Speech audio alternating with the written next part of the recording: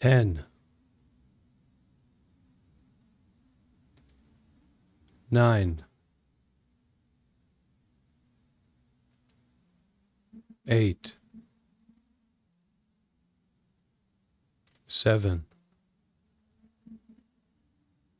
6,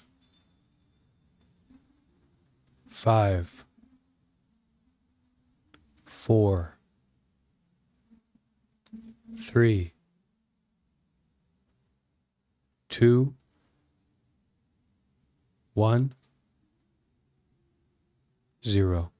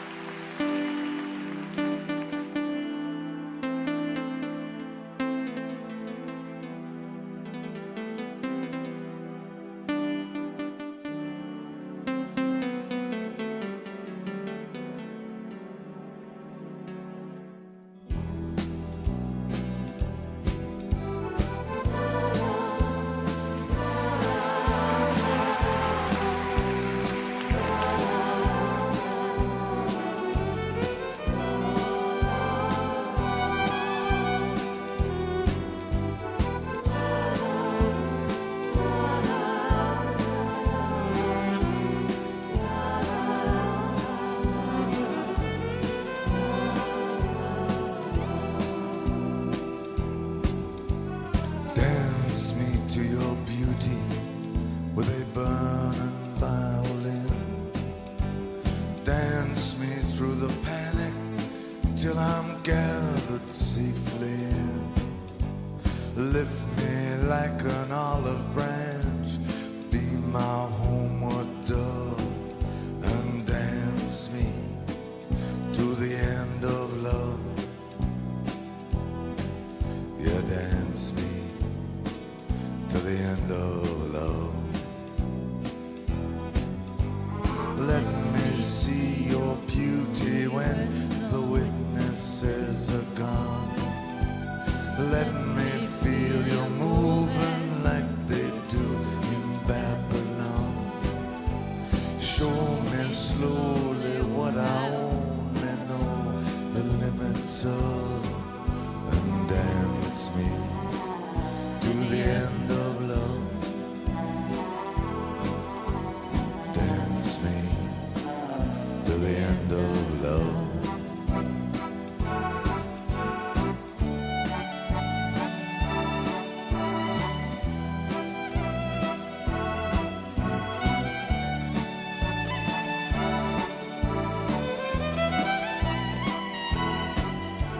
Dance me to the wedding now. Dance me on and on. Dance me very tenderly and dance me very long. We're both of us beneath our love, both of us above, and dance me to the end of love. Yeah, dance me to the end of love. Dance me to the children who are asking to be born. Dance me through the curtains that our kisses have outworn. Raise a tent of shelter now, though every thread is torn. And dance me to the end of love.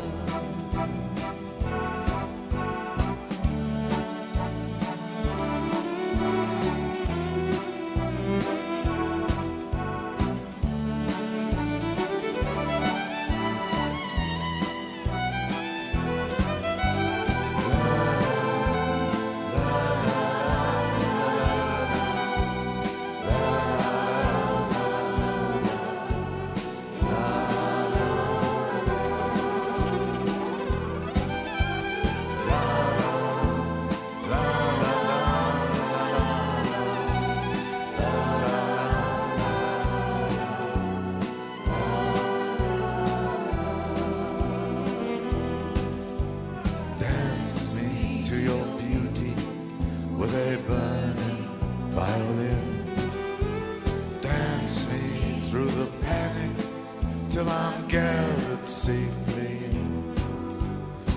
Touch me with your naked hand, touch me with your glove. Dance me to the end of love. Dance me to the end of love. Dance me to the end of love.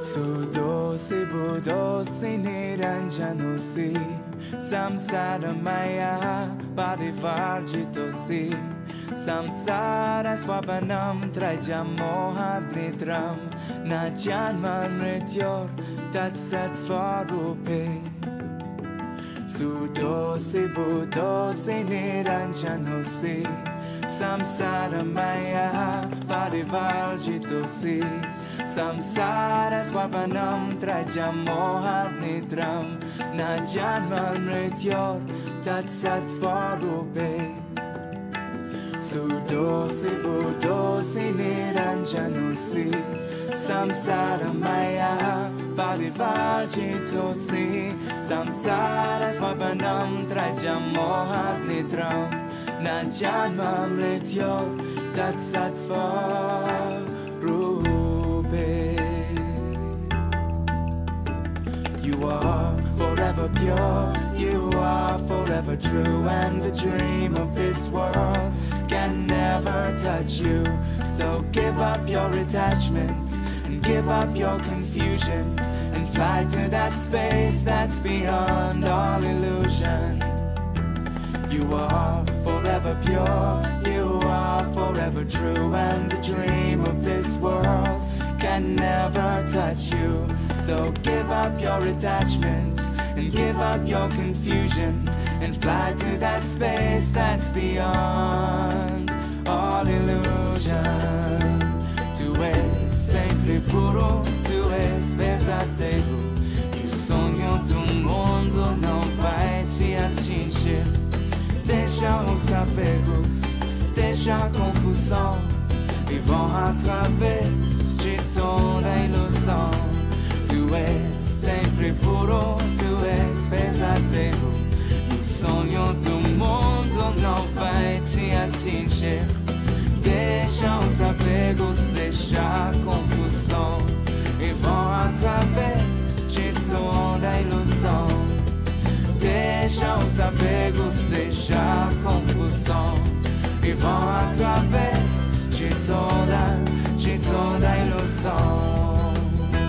Toda barbaki, toda barbaki, khurafati endonia, hargez be todas nemizana, babas de giraha, sadar gomeraha, para vez vean jai doras eleat.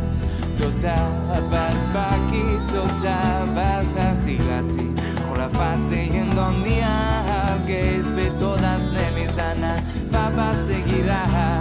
saltar comerá para vez vean ya todas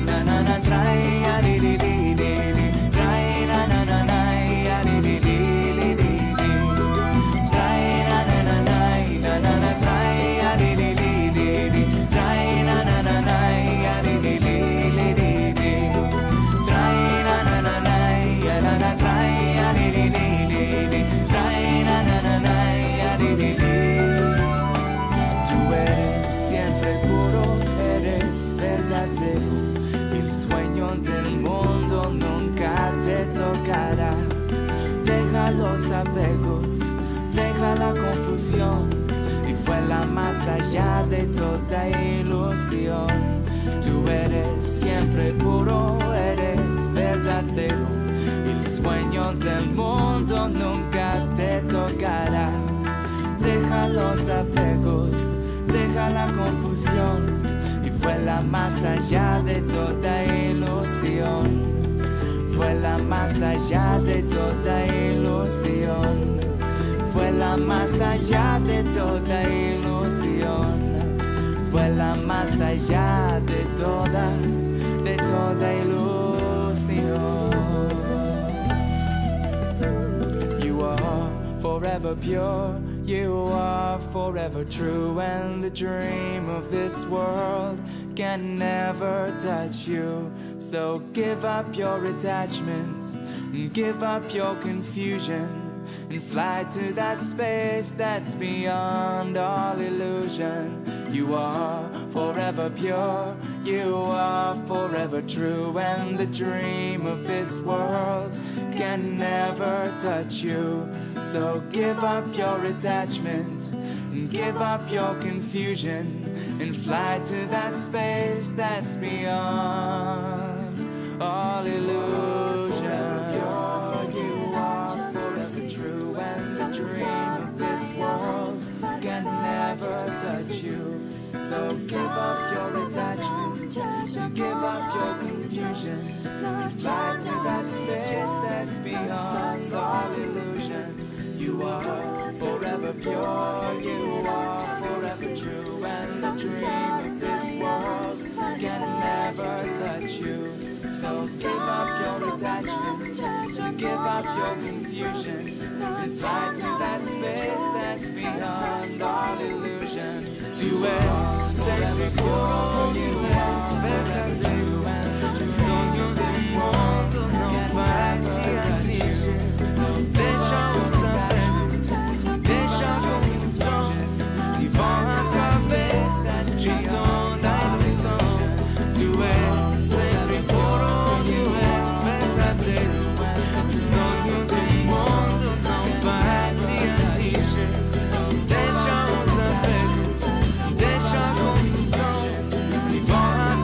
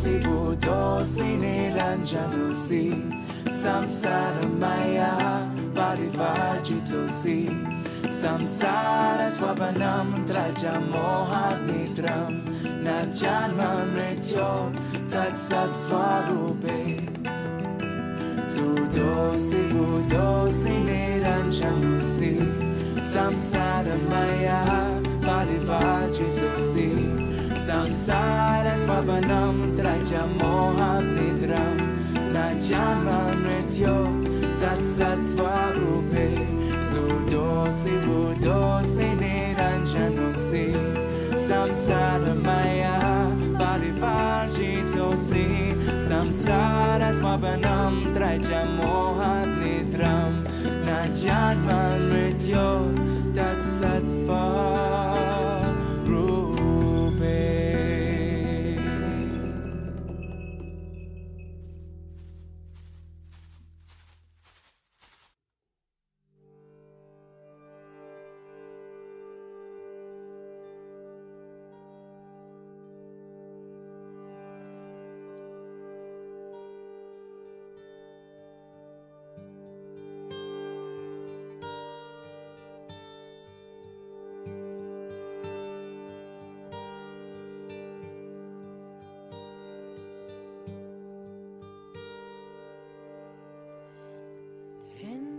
Tus ojos de agua infinita se bañan las estrellitas, mamá. En tus ojos de agua infinita se bañan las estrellitas, mamá. Agua de luz, agua de estrellas, Pachamama, vienes del cielo. Agua de luz, agua de estrellas, Pachamama, vienes del cielo. Limpia, limpia, limpia el corazón, agua brillante, sana, sana, sana el corazón, agua bendita, calma, calma, calma el corazón, agua del cielo, mamá. Y limpia, limpia, limpia el corazón, agua.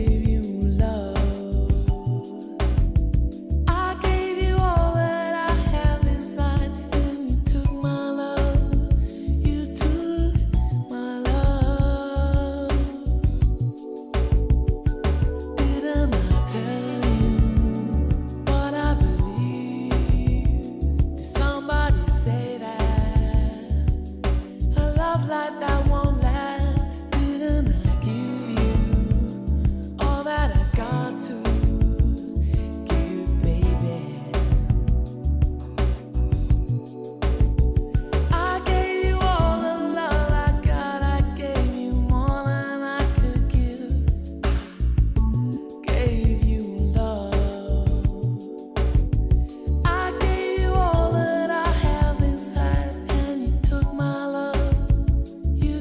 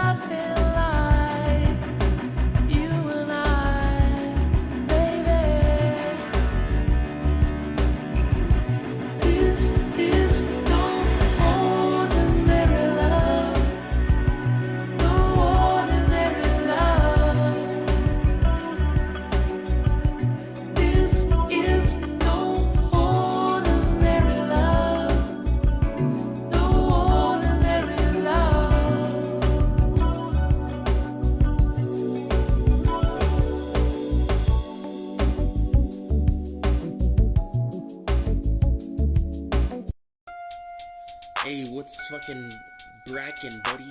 It's your boy Yellow London on the track. Stop asking me for N-word passes, please. Thank you. Oh, goddamn it, Jeff. Jeff made the drum source and I made the very low quality melody. Why you keep calling me nigga? Do you not know I'm a nigger? Don't you see I'm a nigger? I'm a monkey, I'm a nigger. Why you keep calling me N-word? You might as well call me nigger. Better yet, nigger. I'm a motherfucking nigger. Nigger. I am a nigger, stop calling me nigga. I am a nigger, stop calling me N-word. Nigger. Don't not call me nigger, that is racist. I am a nigger, it's okay, face it. Nigger. I am a nigger, stop calling me nigga. I am a nigger, stop calling me N-word. Nigger. Don't not call me nigger, that is racist. I am a nigger, it's okay, face it. I am a nigger, it's simple as that. Don't want no talk back, don't want no smack. I got the clap. Fuck on a nigger who's black, yeah. Please don't play this in the hood though. I care for my children, be careful. I mean really they shouldn't be mad, I'm just glad I'm in seven. I am a nigger. I am light skinned but they still call me a nigger. When they call me nigger I feel like a winner. Yes, cause that's exactly what I am. Now please show me your white titties, ma'am. And I heard of what happened to our ancestors. I'm pretty sure everybody did. Matter of fact, I heard about that when I was a kid. So you can get off of my fucking dick. Why you keep calling me nigga? Do you not know I'm a nigger? Don't you see I'm a nigger? I'm a monkey, I'm a nigger. Why you keep calling me N-word? You might as well call me nigger. Better yet, nigger. I'm a motherfucking nigger. I am a nigger, stop calling me nigga. I am a nigger, stop calling me N-word. Nigger. Don't not call me nigger, that is racist. I am a nigger, it's okay, face it. Nigger. I am a nigger, stop calling me nigga. I am a nigger, stop calling me N-word. Nigger. Don't not call me nigger, that is racist. I am a nigger, it's okay, face it.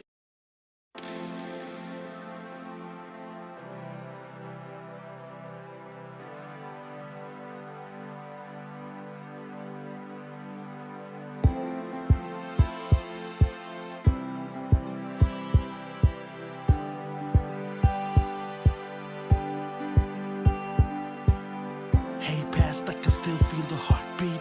Drums echoes the pulse of these harsh streets. Turn the radios up for a king's speech. Dictions of ambition must believe. Hey, future, keep a solid vision on me.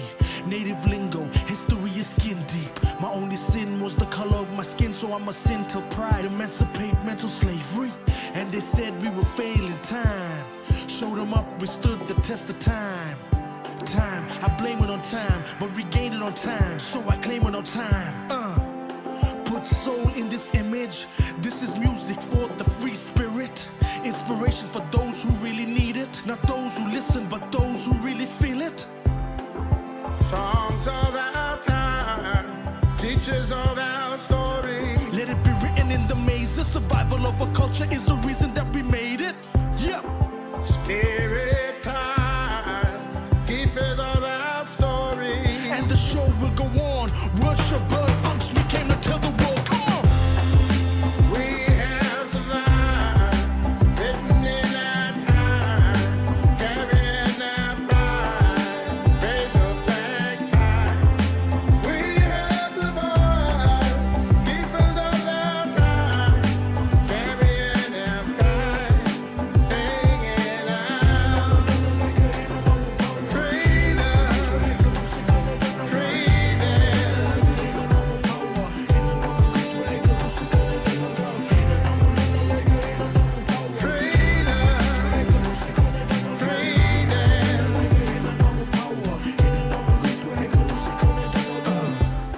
Unity restores order.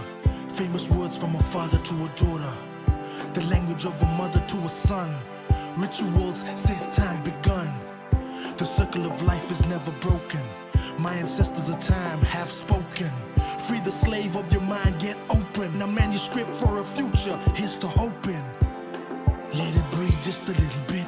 Hey world, believe just a little bit.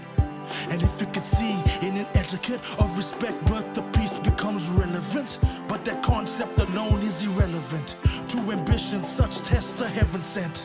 That's why we grab mics and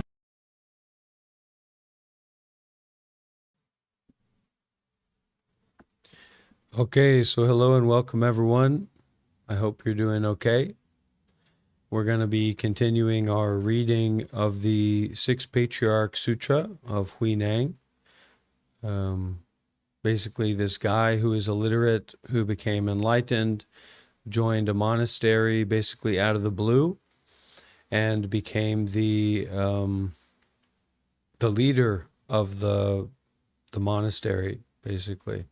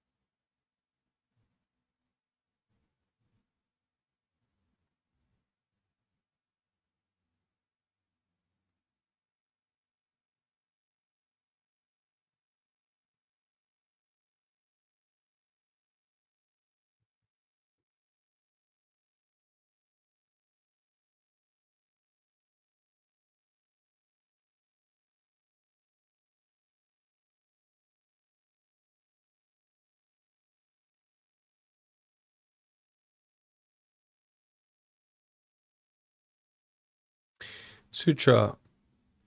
The patriarch covered them with his precept sash, so they could not be seen, and he explained the Diamond Sutra for him down to the line.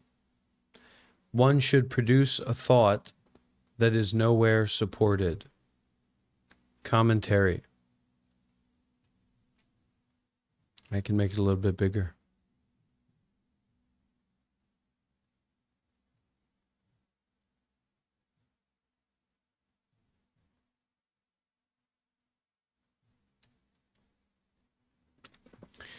The fifth patriarch was afraid that someone might have seen the great master Hui Neng enter his room and might be outside the window eavesdropping.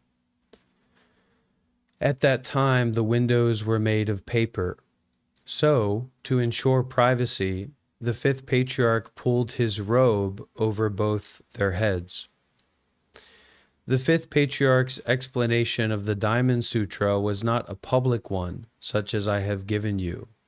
His was a secret and very difficult explanation, telling the sixth patriarch how to forge an indestructible Vajra body. Vajra basically means wisdom. When he heard the words, one should produce a thought which is nowhere supported, Hui Neng achieved the great enlightenment. So this would be the enlightenment that the Buddha had, and knew that all the 10,000 dharmas are not separate from the self-nature. He suddenly experienced that even greater enlightenment. Although the sixth patriarch knew the method, his afflictions of views and thought had not yet been completely eliminated. That he was waiting for the sieve can mean also that no one had certified him. Even though in his intense vigor he had reached a high peak, and the fire in the censer was pure green, he had not yet been certified by a good-knowing advisor. So when the fifth patriarch heard him say that the rice was ready and merely waiting for the sieve, he prepared to certify the sixth patriarch. Because I have a kind of radar, I was able to record their conversation, and I shall now replay it for you. Keep in mind that this is a Tang Dynasty recording, not a present-day one. So this is commentary by the founder of the city of 10,000 Buddhas, who is also Master Yonghua's master. So this is very special. Do you want to reach Buddhahood? Asked the fifth patriarch. Yes, said the sixth patriarch. I just want to become a Buddha. I do not seek anything else. I only want to attain Buddhahood. Your resolution is extremely firm, replied the fifth patriarch.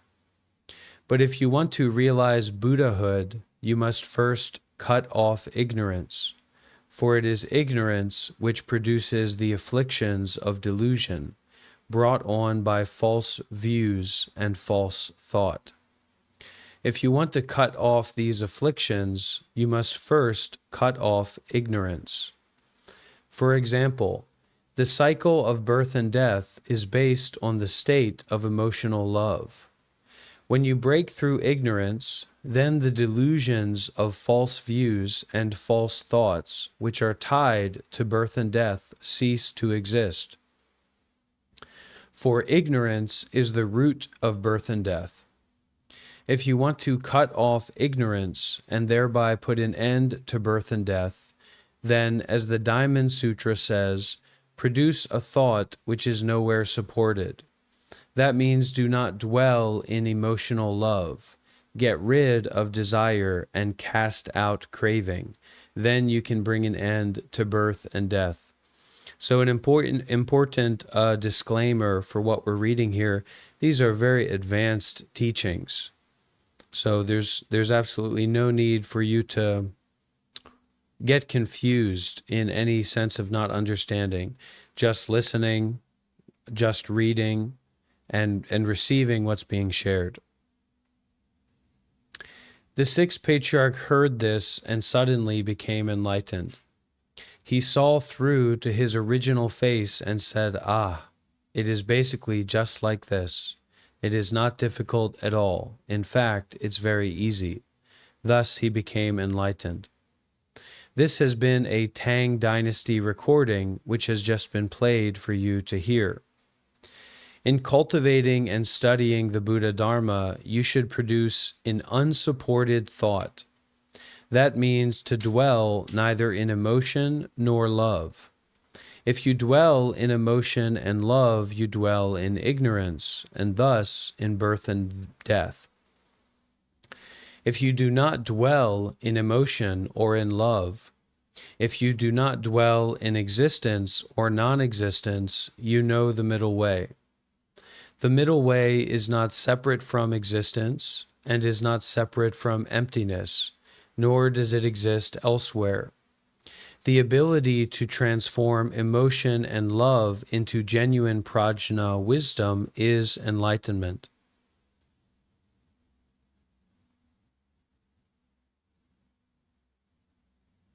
Not changing them is confusion. It is said, although the sea of suffering is inexhaustible, a turn of the head is the other shore. The difference between confusion and enlightenment is just in knowing how to turn. If you accept emotion and love and run after desire, then the more you run, the more confused you become. If you can turn your head, you arrive at nirvana, the other shore. If you do not turn your head, you become more and more confused. The more confused, the farther away you are and the deeper you sink into confusion. But although you are extremely far off, one turn can be sudden enlightenment. Sudden enlightenment is awakening. Awakening is the Buddha. You may be thinking, if I become a Buddha, there won't be any work for me to do. Wouldn't I just sit in a lotus flower all day and wait for people to come and light incense and bow before me? Frankly, I don't think that sounds the least bit interesting. If that is what you think, you can go on being a living being, but you can be a living being who is a friend to others, taking them across to Buddhahood. You need not worry about Buddhahood being uninteresting. Yesterday, I talked about the ghost who had no trouble, and as a consequence did not want to become a person. Poem. I've been a ghost for 3,000 years, without happiness, without fears. Shen Kung tells me to go be a man, but really just don't think that I can. But I really just don't think I can. The ghosts have no fears, but they only come out at night, because they belong to the yin, the darkness principle. The Buddha is totally yang, like the light of the sun. So you decide, do you want to be a ghost or a Buddha? If you want to be a ghost, then it is all right to have emotion and love. But if you want to be a Buddha, you must produce a thought which is nowhere supported. Sutra. At the moment he heard those words, Hui Neng experienced the great enlightenment, and he knew that all the 10,000 dharmas are not separate from the self-nature. He said to the Patriarch, "How unexpected! The self-nature is originally pure in itself. How unexpected! The self-nature is originally neither produced nor destroyed. How unexpected! The self-nature is originally complete in itself. How unexpected! The self-nature is originally without movement. How unexpected! The self-nature can produce the 10,000 dharmas." Commentary. Great enlightenment penetrates to the beginning and to the end. It is a complete understanding of the deep prajna wisdom. Because the sixth patriarch understood prajna wisdom, he said, the 10,000 dharmas are not separate from the self-nature, for the mind produces the 10,000 dharmas. So just where we are now, does anyone have any questions or any comments? I'm really out of my element. It's very difficult to understand a lot of this.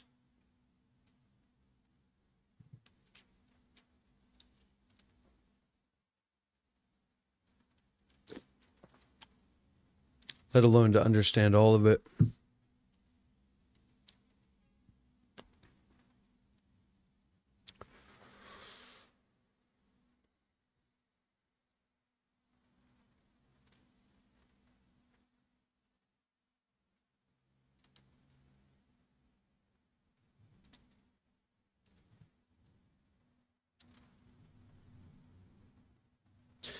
So how unexpected the self-nature is originally pure in itself, that you can't improve it, you can't clean it. You can't make purity pure. You can't purify the ocean. It's already pure of itself. You can't purify space. It's already pure of itself. The self-nature is originally neither produced nor destroyed. So this self-nature or original mind, true mind, doesn't depend on anything producing it. It's not created, and so it also is not destroyed. Like eternal luminosity, or eternal non-arising, or vivid emptiness, so vivid that we can't even notice it. We don't even see how it's right in front of our face, this total beyondness of self, nature. This total beyondness of things, of peculiarities, particularities. And this is the source or the core, this relationship with this, or this realizing this, is at the core of what we call wisdom and compassion, rather than our differentiating mind of picking and choosing and controlling and manipulating and understanding from the side of the ego, from the side of the created self, the story self. How unexpected the self-nature is originally complete in itself. So already complete, already resolved, already finished. This original nature of our mind, this primordial core of our being, of who we are, is already complete. It's complete in and of itself. Like the sky doesn't need anything added to it to be complete. It's already complete. We just didn't notice that, right? So enlightenment is not getting something, understanding something, it's realizing. It's realizing what already is there. You can't realize something that's not there. So this is a realization of, seems like all those things that aren't there, but it's actually this primordial there-ness that doesn't depend on anything other than itself. How unexpected the self-nature can produce the 10,000 dharmas. So this self-nature, or this space, or this nothingness, this emptiness, can produce everything. That everything can come from this primordial self-nature. And I'm just spitballing here. I'm just trying to share and add a little bit of extra context, because I don't have a full understanding of this either. Some of what I'm saying might be incorrect.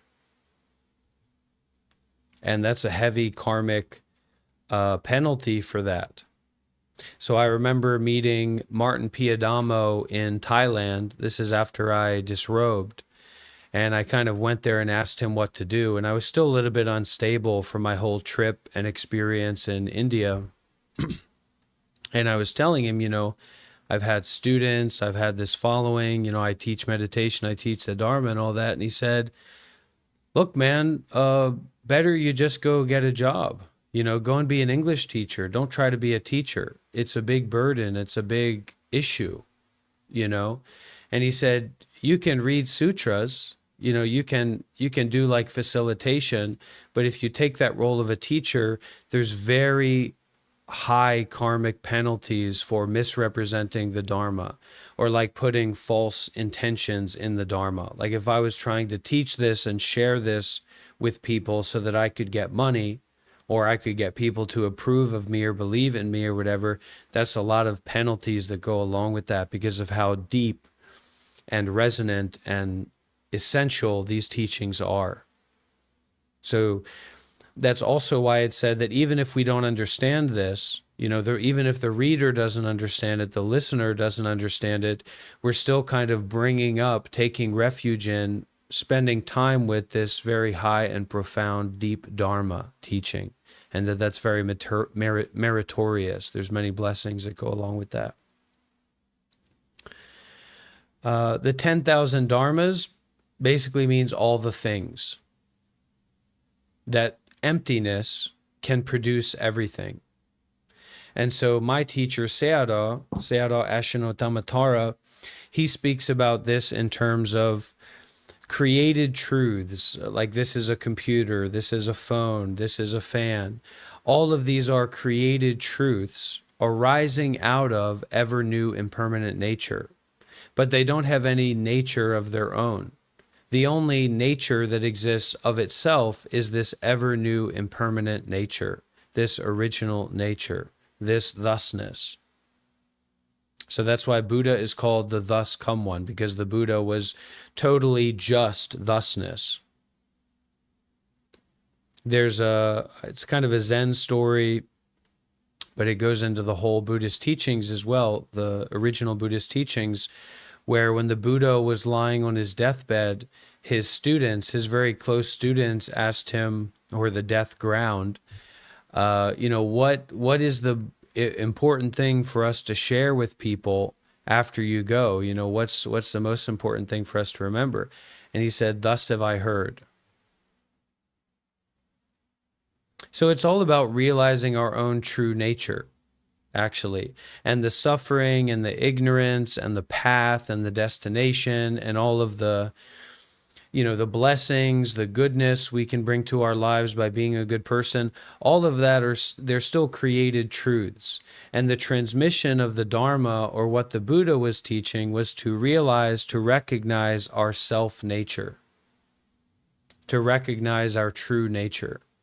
It's not really about feeling good, but out of compassion, the Buddha would teach people to be good because they would just wanted to feel good. They didn't want to get enlightened. They didn't want to understand reality. These were common people. These were people very close to the land that lived ordinary lives, that had families. So they weren't trying to get enlightened, but they wanted to live good lives. And so the Buddha taught the precepts, ethical guidelines. Don't kill, don't lie, don't steal, don't commit sexual misconduct, don't take drugs or intoxicants, don't intoxicate the mind.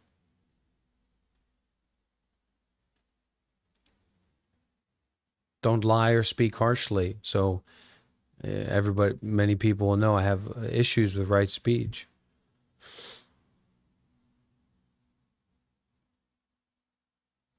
Any questions on that? Questions or comments?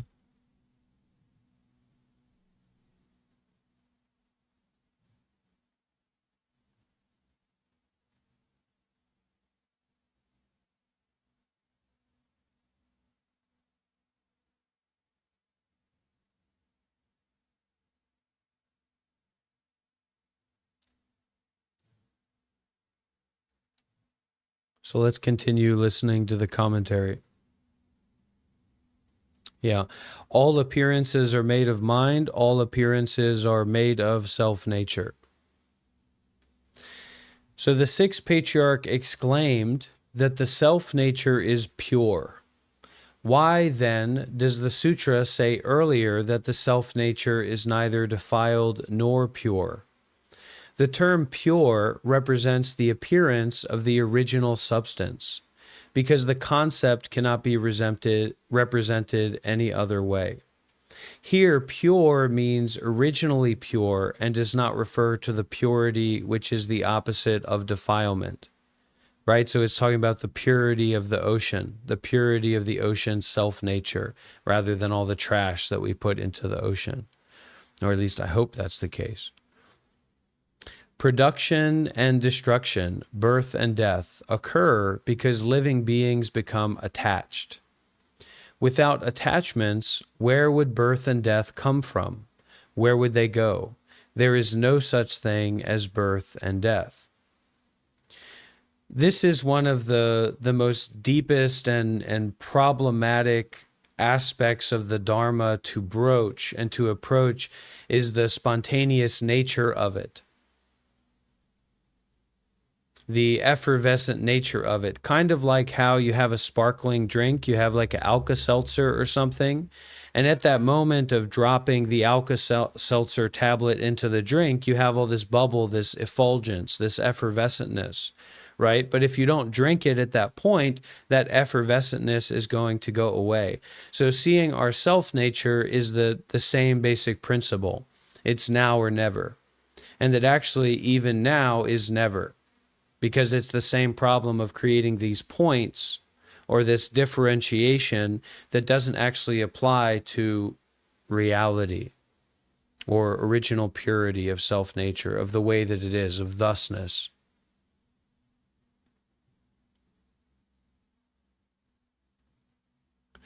The sixth patriarch, and also saying here that birth and death is based in grasping and attachment. So no attachment, no grasping. There's no birth or death, So what does that mean? It means you're born into a situation because of this sense of grasping, because of this attachment, because of this seeking. If you didn't attach or grasp onto nicotine, you wouldn't be born in this situation where you're using nicotine or withdrawing from nicotine, etc. Another way that we can understand this is that we have a particular self-identity now, right? We have a particular self-identity now that we would say is me, is I, right? This is me. This is my identity. 5 minutes ago it was me. 5 minutes from now it will be me. But actually this identity is dependently co-arising. So for example, if the temperature in this room drastically changed, your self-experience would change. And so the Christian view, or the Western psychological view, even though they're not focusing so much on this kind of thing, is that there's a continuous soul from this temperature to the temperature changing, right? Becoming extremely cold or extremely hot. And then that expression of yourself is the same self that was there before, only expressing differently. From the Buddhist perspective, these are totally different self-expressions that have come about through grasping and attachment, and these arisings of these self-appearances, these I appearances. And the moment that you grasp onto an I appearance or to a me-ness, you're kind of perpetuating this attachment that's going to lead to the suffering that goes along with the laws, basically, the natural laws for birth, which is sickness, old age, and death. So this primordial ignorance pushes us into this cycle of birth, old age, and death, and then we have to keep cycling and suffering in all these different realms of experience. Heavenly realms, being a wealthy man with multiple wives and jacuzzis and Audi A8 cars and things like that, or being in a kind of demonic realm, or a hell realm, being locked up in a mental asylum, being pumped full of Thorazine. And so even these very real senses of self are temporary and they're conditional. And what we're identifying as our soul or our true self that's being accountable or kind of going through something is actually only able to happen because of this ignorance of everything else. And especially the ignorance of our original nature, which is not bound to any appearance, any particular thing.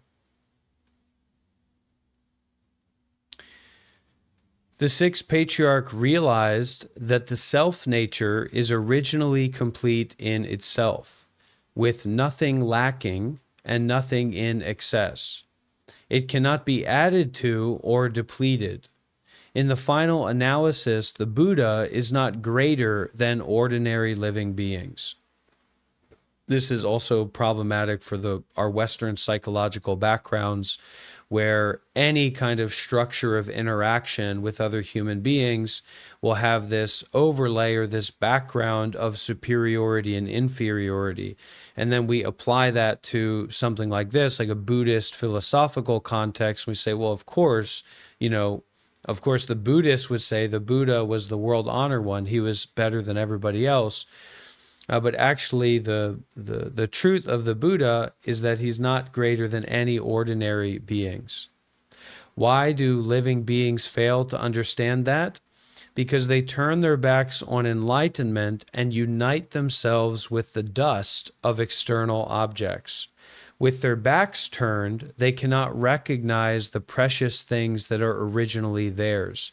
So, because we're constantly seeking for these other things that are going to stimulate us or add to us, like trying to add to the self-nature, we don't notice what we already have.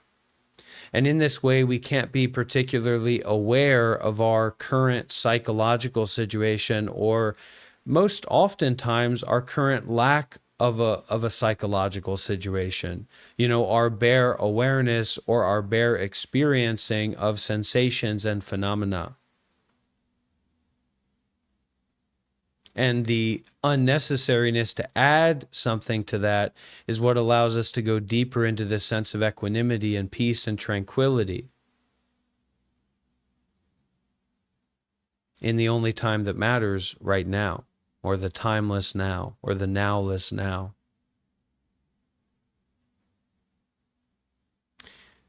With their backs turned away from enlightenment, they cannot recognize the precious things that are originally theirs. And that's, I was kind of talking about in terms of a practice basis, right? But originally theirs, our true nature. They cast the root aside and grasp at the branches, seeking pleasurable sensations which are false. They grasp at fame and profit stupidly. Living beings are upside down. They have no concentration power. But nevertheless, their self-nature is without movement. Kind of like for the body, how regardless of what you're thinking, or if you're sleeping, or if you're awake, or you're exercising, or even if you're sedated, The heart is continuously beating. So in the same way, whatever realms of existence psychologically or in our lives we're going through, that self nature is unmoving. That ever new impermanent nature is unmoving.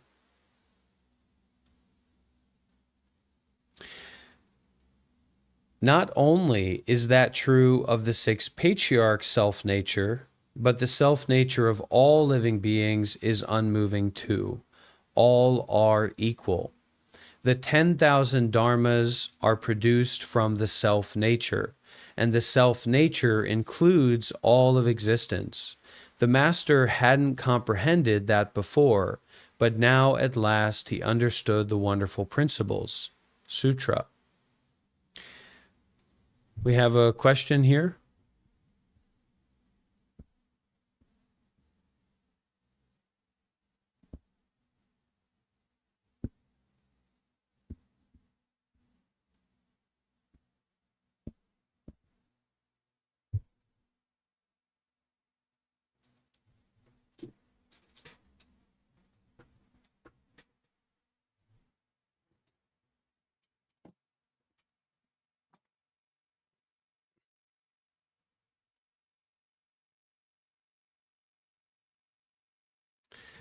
The fifth patriarch knew of Hui Neng's enlightenment to his original nature and said to him, "Studying the Dharma without recognizing the original mind is of no benefit.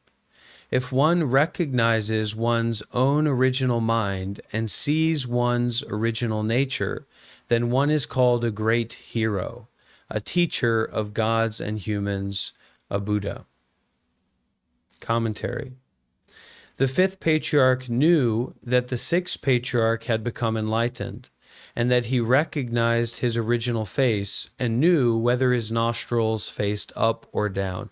So that in a sense, this is so ordinary that we don't notice it. It's so simple that it seems to be irrelevant, but actually nothing could be more relevant to this.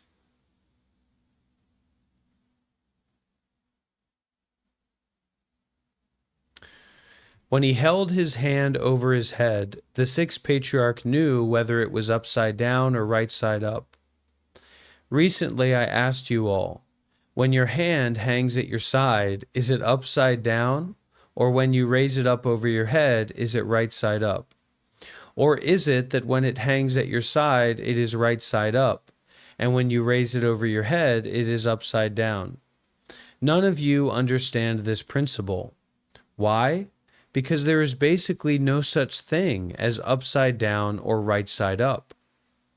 So there's basically no such thing as being enlightened or not being enlightened.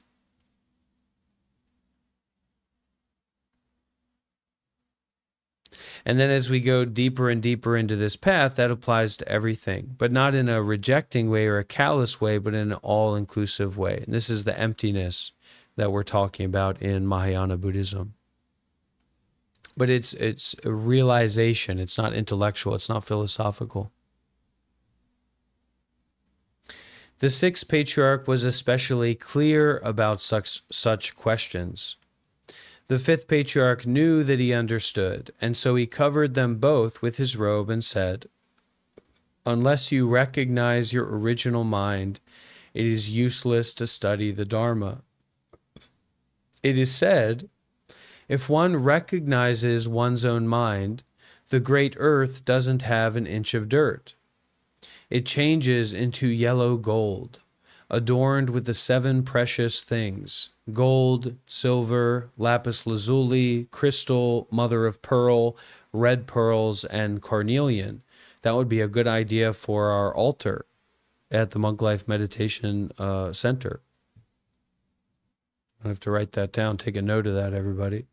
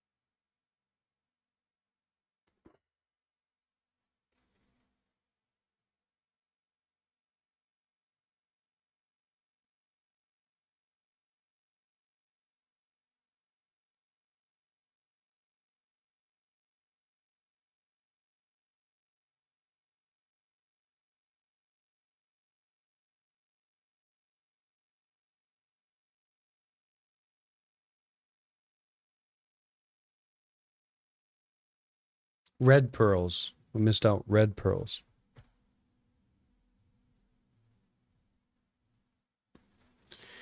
You say, it doesn't look like that to me. Of course it doesn't. You haven't recognized your original mind. When you recognize it, you will see things differently. It's like wearing tinted glasses. If you wear red glasses, people look red. And if you wear green glasses, they look green. If your glasses are yellow, then everyone looks yellow. Because you haven't recognized your original mind, the great earth appears to be covered with dirt. This is because the dirt within you is so great. What is the dirt? It is simply your scattered thoughts, for without them, the great earth doesn't have an inch of dirt. Studying the Buddha Dharma is of no benefit unless you recognize your original mind. Look at it. What color is it? Is it green, yellow, red, white, or black? Is it long or short, square or round? What does it look like? What is its appearance? To say it has an appearance is an analogy because fundamentally it has no appearance. When you recognize this no appearance, you will understand. But before you have recognized it, do not speak about it in a confused way. Recognize your original mind and see your nature. At that point, you are a Buddha. Because in the final analysis, living beings are the Buddha, and the Buddha is a living being. We now have the opportunity to realize Buddhahood, not recognizing, not seeing. However, you still must study the Buddha Dharma.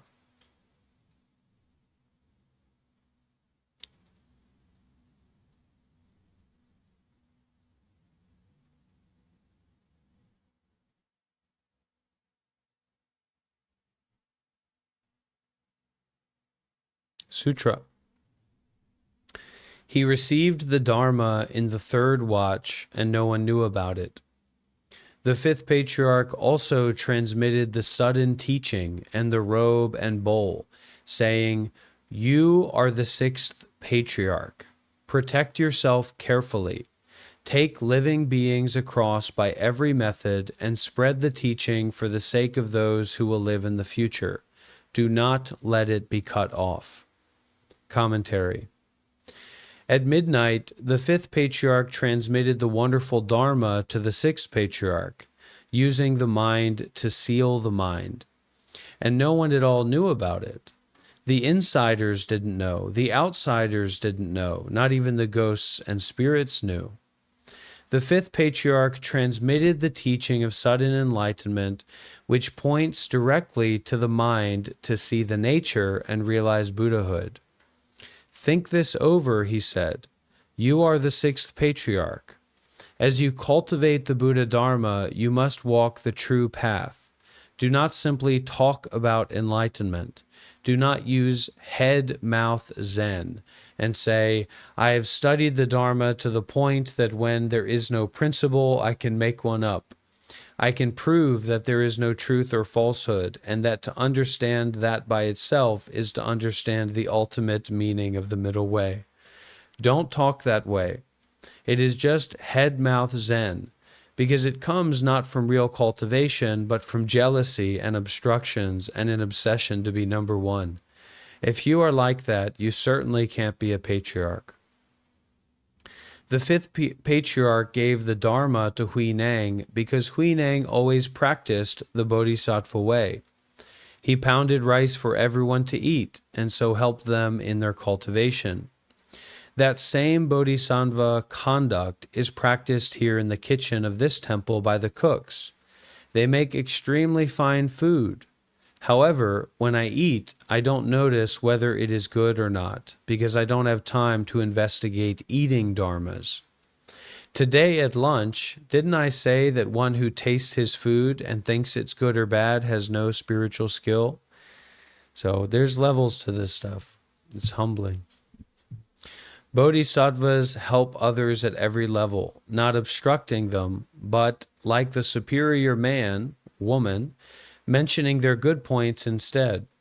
For instance, when I announced that several people were going to leave home and asked if anyone objected, no one did. You said, I commend those who want to leave home. You're not objecting, is practicing the Bodhisattva way. Late at night, the sixth patriarch easily obtained the patriarchate. The fifth patriarch approved, but he didn't consult anyone because he knew they would have protested. Go out into the world, said the fifth patriarch. Protect the robe and bowl, for they have been handed down from Shakyamuni Buddha from generation to generation. Take everyone across and spread the Dharma into the future. Do not let it be cut off.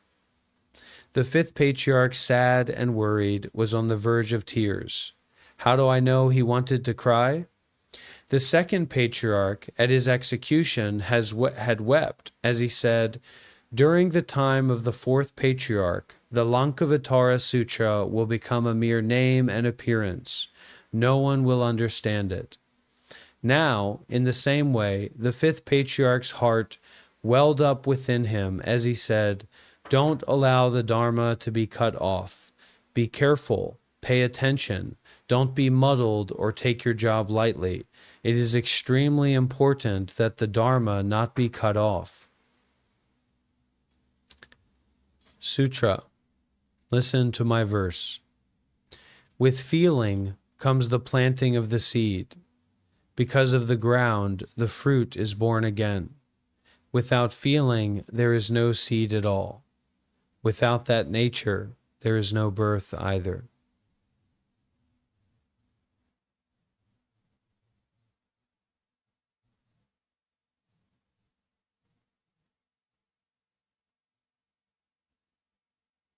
Okay, some time for questions, sharing.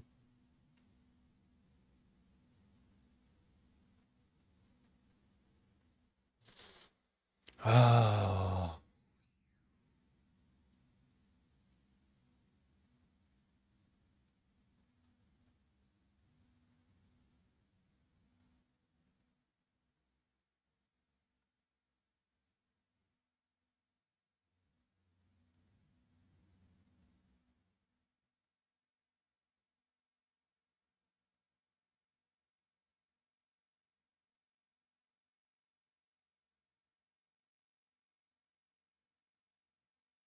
It's important that we're able to practice consistently, to allow that practice to take place consistently.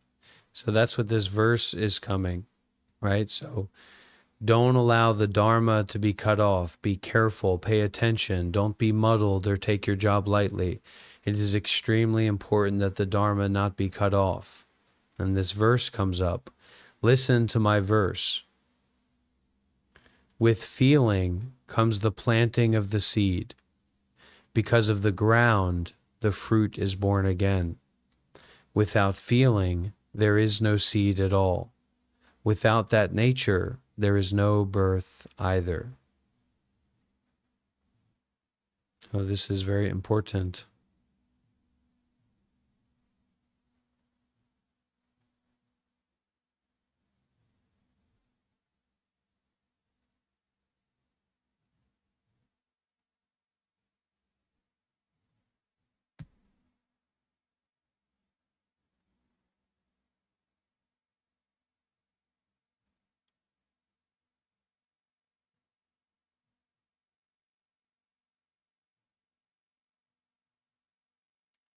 So a little bit more here. Yeah, I think there's a tendency to give up right when the juice starts flowing for whatever reason. Because then we say, oh, I know where the juice is. But actually the real juice is in birthlessness, deathlessness, the deathless, not all these things. If only we could live up to that, huh? We can strive to. So even with that commentary, with feeling comes the planting of the seed. I have a feeling of loving kindness, and so I have come to plant a seed. Feeling can mean compassion.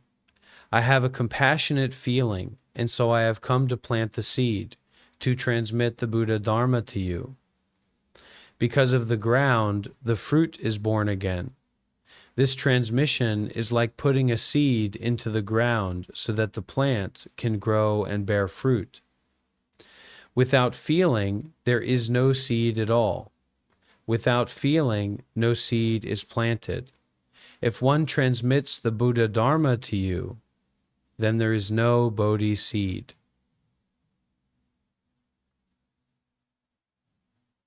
Without the nature, there is no birth either. Where there is no nature, there is no birth. That is one way to explain this verse. There is another way. With feeling comes the planting of the seed. The feeling is an emotional feeling of love.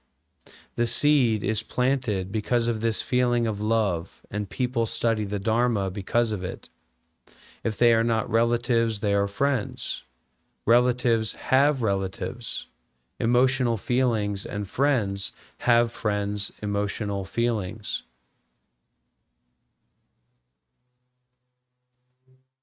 Because you have these emotional feelings, you come to study the Dharma.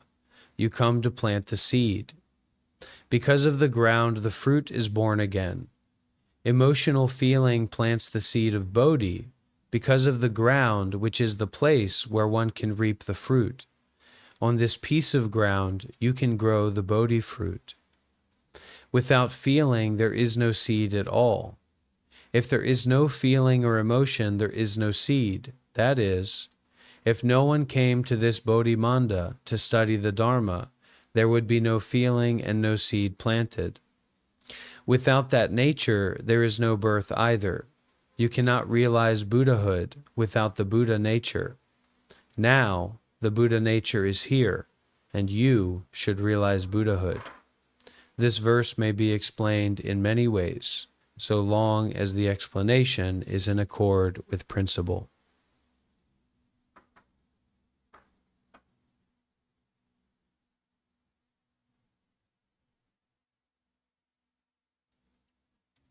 Sutra.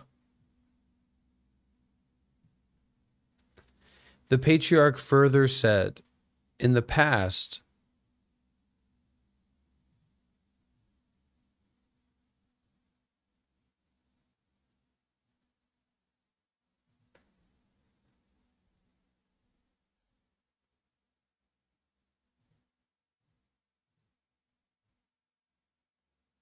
when the first Patriarch, Great Master Bodhidharma, first came to this land, and people did not believe in him yet, he transmitted this robe as a symbol of faith to be handed down from generation to generation.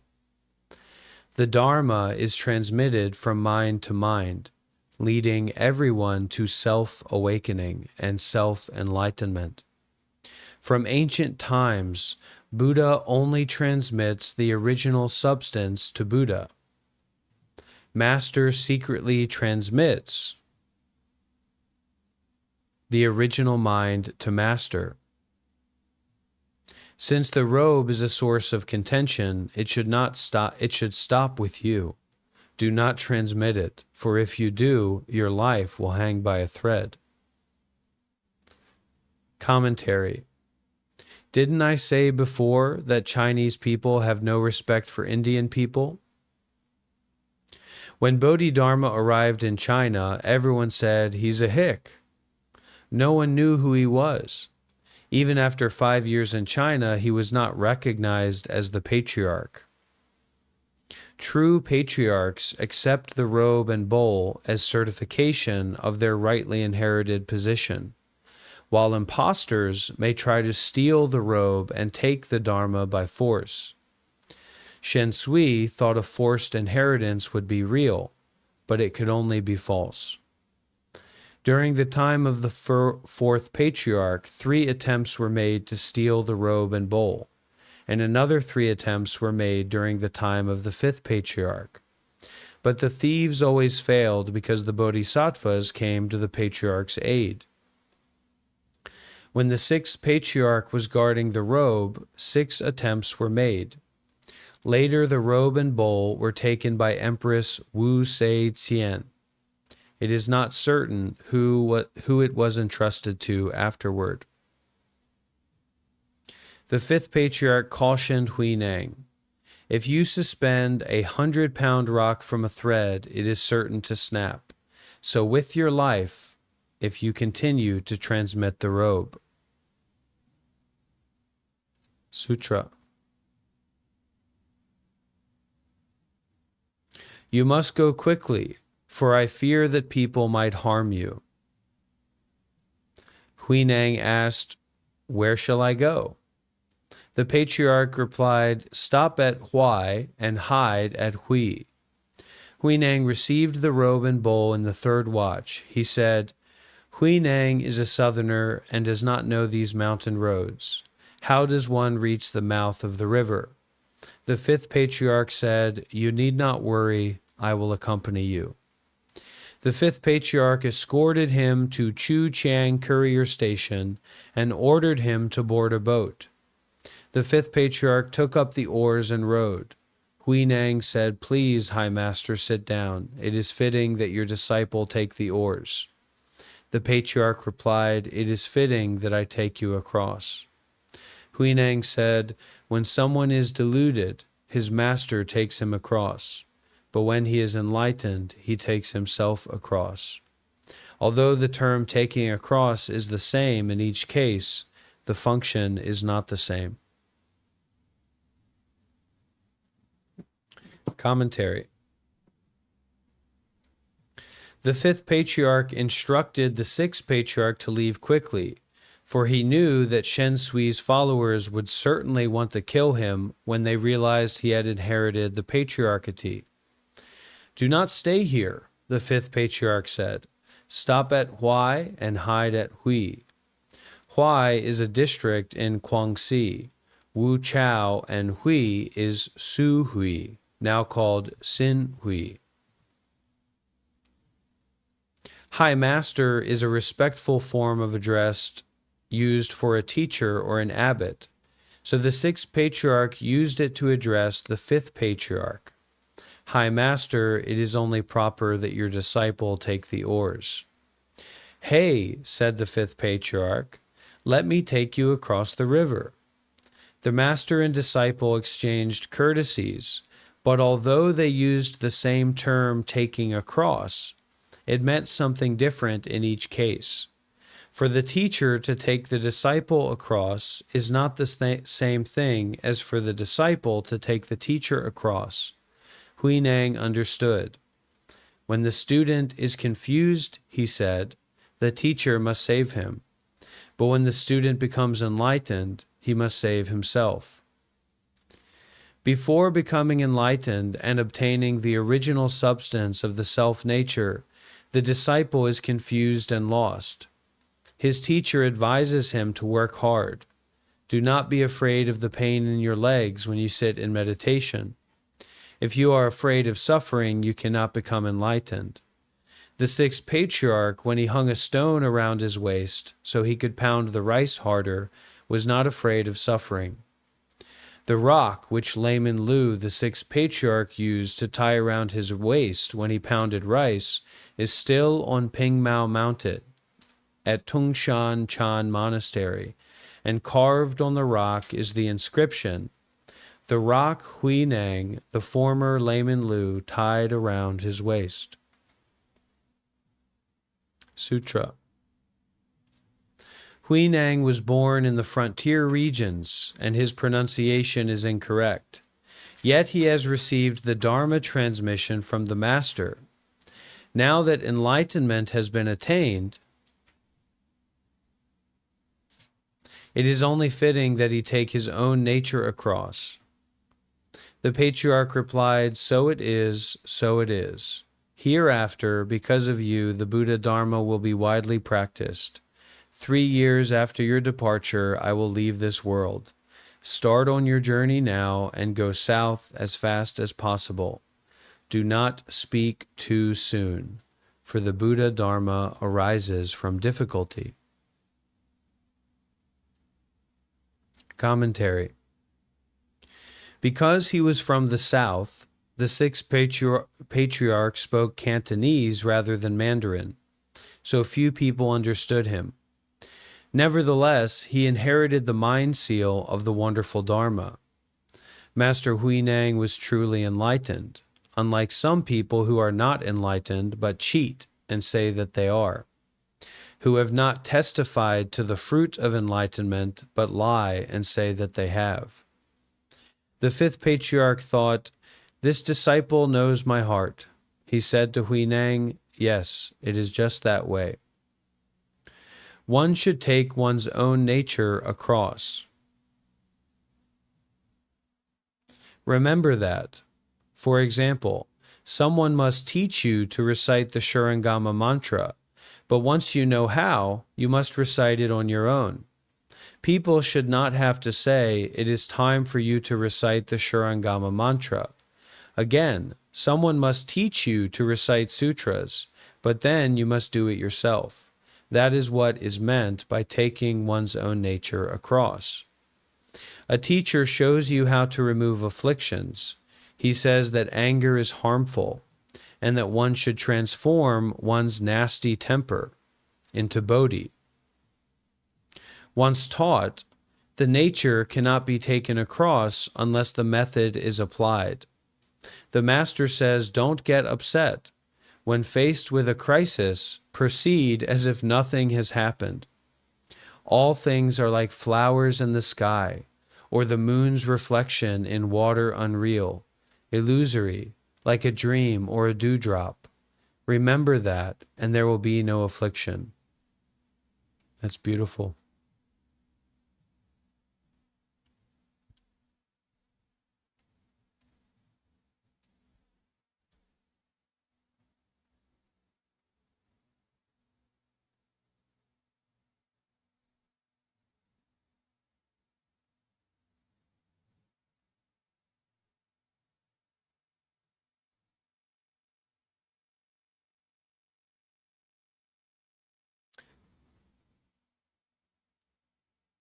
If, when faced with a situation or a state of mind, you see through it and put it down, you have taken your nature across.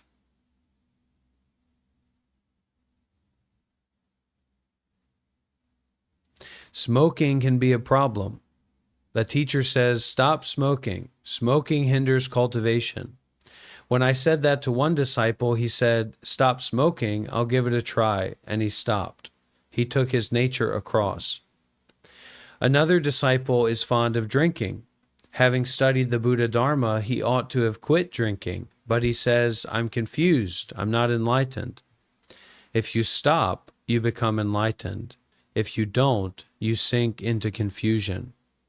Whether or not you become enlightened is entirely up to you. Cutting off all unwholesome activities is to become enlightened, and to take your nature across. Not understanding, you may think, the Dharma master says that drugs are bad, so I'll take some more. I'll take a double dose. No, I'll take 5 times as much.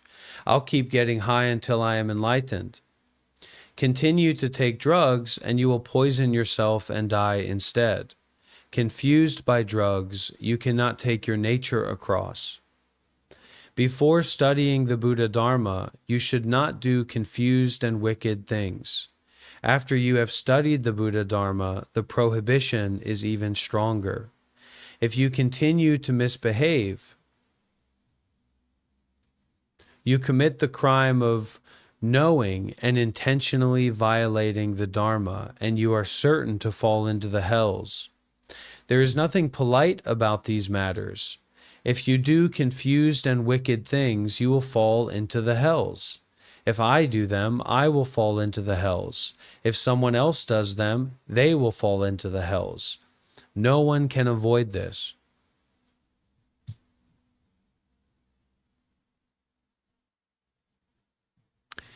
In 100,000 ages, the karma made is not destroyed. When the causes and conditions rebound, you undergo the retribution by yourself. It's kind of uncomfortably real and true. No one can suffer for you in the hells. Karma refers to acts of killing, stealing, sexual misconduct, lying, and drinking, all of which bear retribution in the future.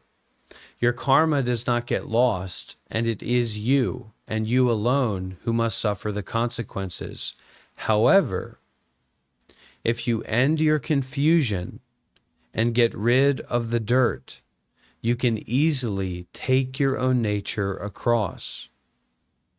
The dirt in your nature is your upside-down actions, your false thinking, your outflows, and your bad habits. So outflows refer to the discharge of energy through the 6 sense organs, hence defilement, affliction, that which obstruct cultivation, cultivating the mind for Buddhahood, for awakening. Eliminate these and you have taken your nature across. When I learned this sutra in another place, I said, if you create offense karma, you will go to the hells. If someone else creates offense karma, he will go to the hells. If I create offense karma, I will go to the hells. One person who was there objected. Dharma Master, he said, I have never seen these hells. Where are they?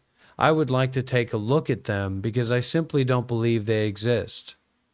I said, it is easy enough to fall into the hells, and if you try to fall into them, you will fall even more quickly and not escape for a very long time. I hope that those who wish to try out the hells will reconsider, and I can also recommend that for people. Reconsider checking out hell realms. It's not fun. What kind of person can take his own nature across? A person with wisdom. Deluded people, on the other hand, cannot take their nature across. And what is more, even if a teacher tries to help them, they refuse to listen. It is like trying to teach a dog. You say, don't bite people, and the first chance it gets, the dog bites someone. So you hit it, and it still bites people. Why? Because it has a stupid nature. Cats are the same. You can tell a cat, do not kill mice, do not take life, but nevertheless the cat kills the first mouse it sees. You may try to teach a mouse not to steal, but it still sneaks off and steals. Smoking and drinking are done by those who do not know any better. People with true and proper understanding do not do mixed up things. People with mixed up understanding do not do true and proper things. You must correct your own faults. Your teacher shouldn't have to watch your every move and follow you around to make sure that you behave. You must take your own nature across. This is a general explanation, for if I were to speak in detail, I would not finish until the exhaustion of the boundaries of the future. I have transmitted my Dharma, and in 3 years I will complete the stillness and go to Nirvana.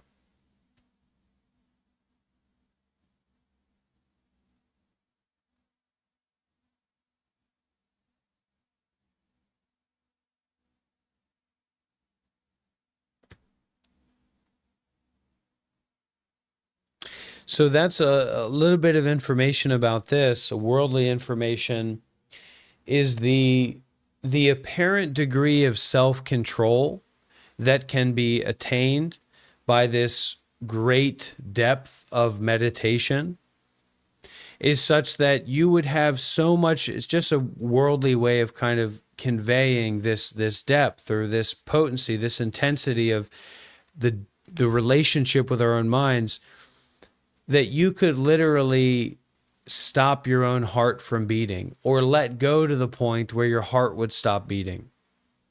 Let go of grasping of this drive to live, biological drive to live with the power of the mind or the power of the self nature through all of this cultivation to where you would just allow your heart to stop beating and you'd go off into emptiness. You'd go off into nirvana. That's why they say that the Buddha didn't die, but the Buddha went into parinibbana, or final nirvana, or enlightenment nirvana without conditions. Because even if somebody gets enlightened, they still have a body, aches and pains and all those things.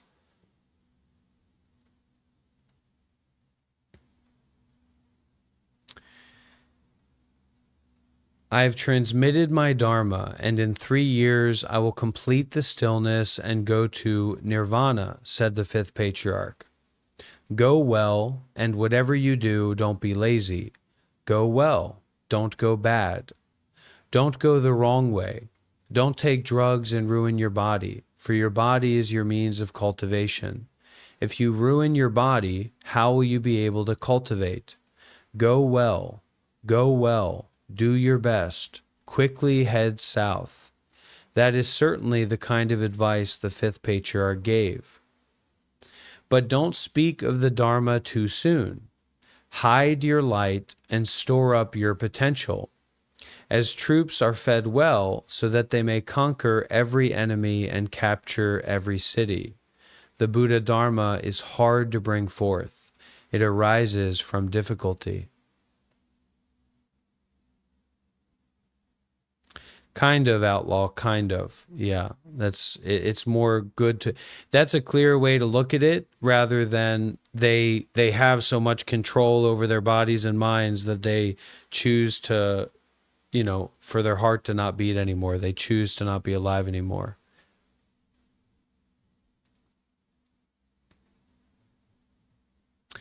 Sutra. After Hui Neng took leave of the patriarch, he set out on foot for the south. In 2 months he reached the Taiyu Mountains. The fifth patriarch returned to the monastery, but for several days he did not enter the hall. The assembly was concerned and went to ask, "Has the master some slight illness or problem?" "There is no illness," came the reply, "but the robe and Dharma have already gone south." Who received the transmission, they asked. The able one obtained it, said the patriarch. The assembly then understood, and soon several hundred people took up pursuit, all hoping to steal the robe and the bowl. Commentary. The sixth patriarch left the fifth patriarch, no longer attending upon the high master or making offerings to him. He walked south from Pingmao Mountain, and in a little over 2 months he finally reached the Taiyu mountain range, which forms the border between Nansui and Guangtung. The fifth patriarch returned to his room. For many days he did not go into the hall to speak Dharma or take his meals. The assembly was curious. "High Master," they said, "you're not ill, are you?" "You may all disperse," said the fifth patriarch, "because I no longer have the Buddha Dharma. The robe and Dharma have gone south. I intend to rest now. I am going to retire." Who received the transmission, they asked. The able one, said the patriarch. He who is able to obtain it, he who is able obtained it. Whoever the able one is, he got it.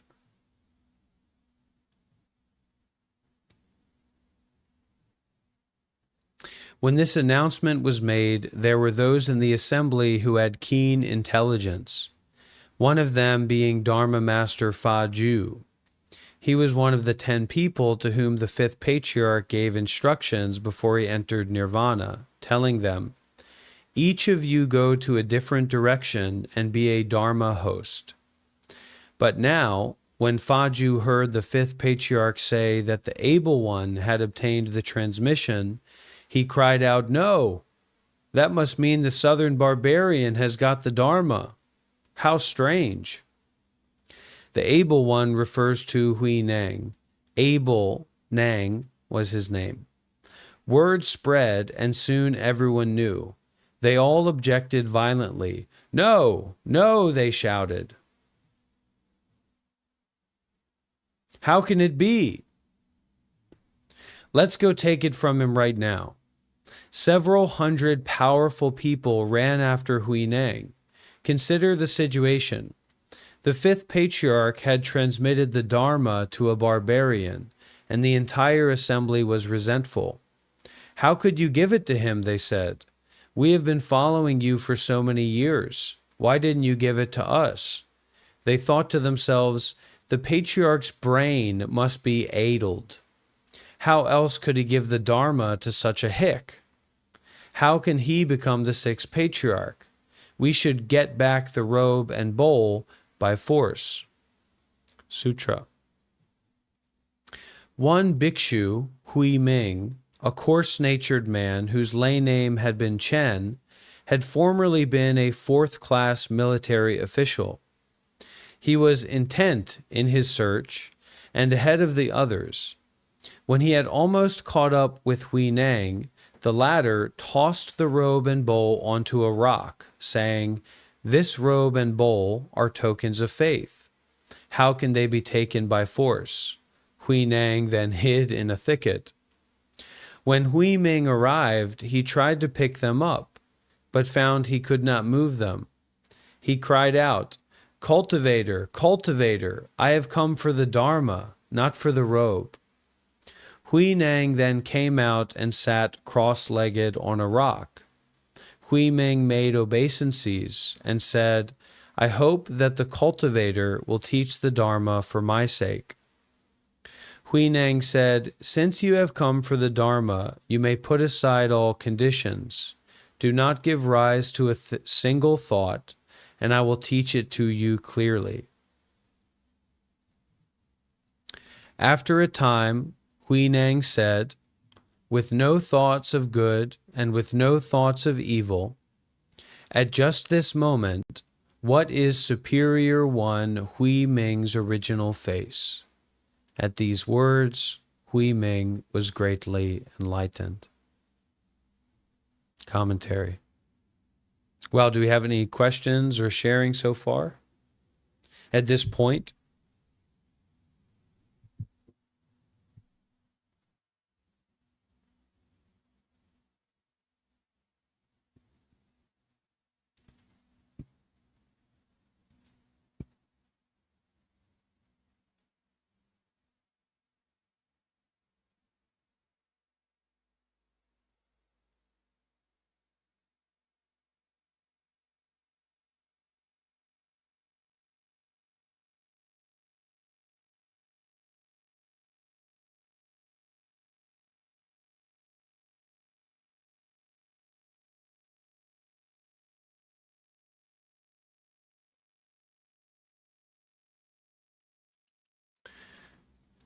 Commentary.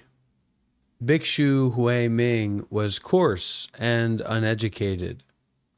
He never opened his mouth unless it was to scold someone, and if they refused to listen, he beat them. He could smash a rock of several hundred pounds with one blow.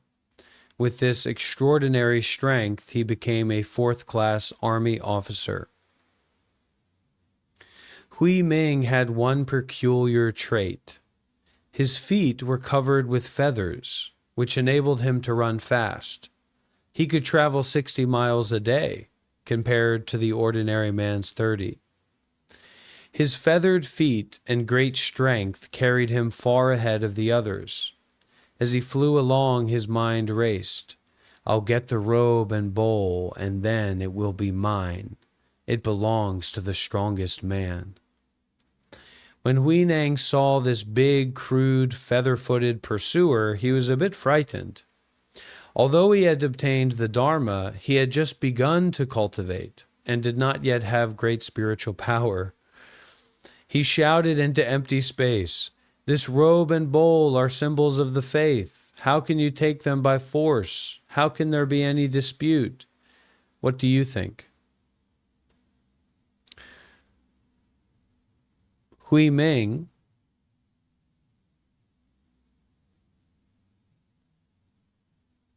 had actually intended to grab the robe and bowl and run, but he could not move them. Why do you suppose he couldn't move them?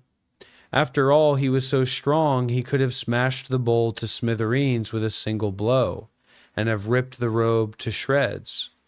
Yet for all his strength, and as light as the robe was, he could not budge it.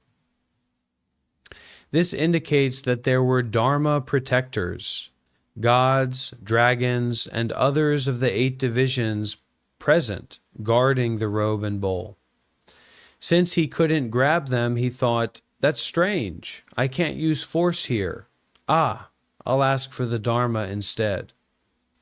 Had he truly been seeking the way, he wouldn't have first tried to grab the robe and bowl, but would immediately have said, Cultivator, cultivator, I come for the Dharma, not for the robe and bowl.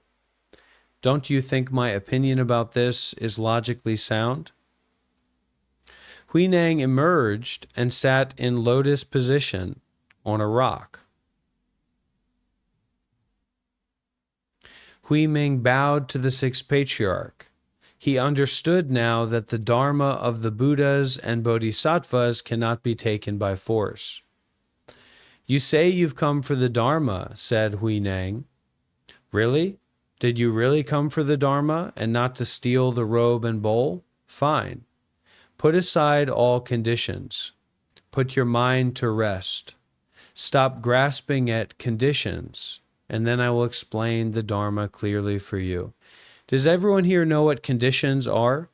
Conditions are like the current dynamics, the current aspects, internally and externally. So we feel a certain way, we see things in a certain way, right? Conditions are like appearances, the present appearances. And so as this Hui Ming approaches the 6th Patriarch, Hui Neng says, okay, so drop all of the fixation and attachment on appearances, on the way that things appear right now for you.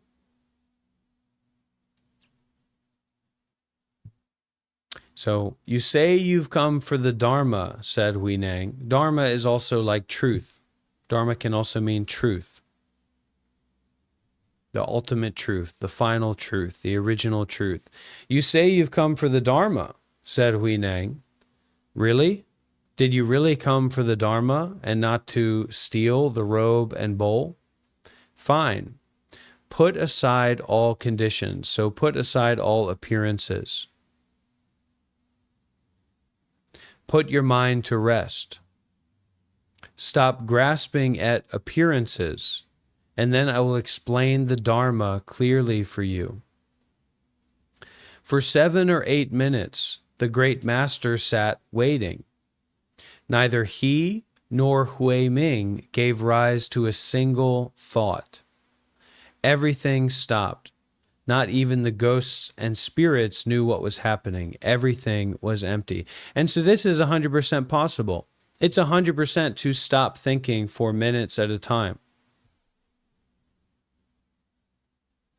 Has anyone else ever experienced that before? I don't even know that I've experienced that before. But an absence of thought for minutes, hours. They say it can happen even for days. So for 7 or 8 minutes, the great master sat waiting. Neither he nor Hui Ming gave rise to a single thought. Everything stopped. Not even the ghosts and spirits knew what was happening.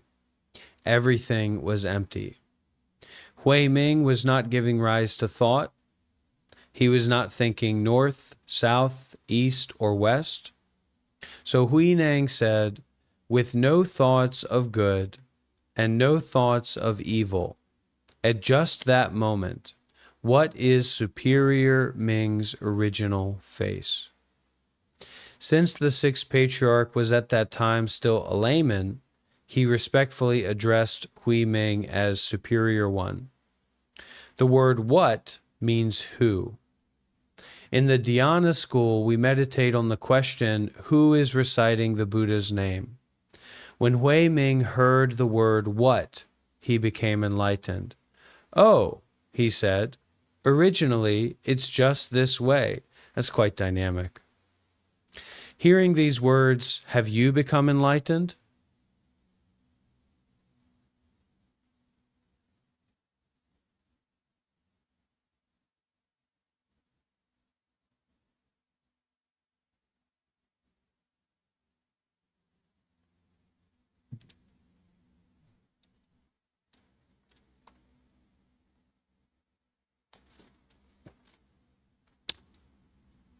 All right.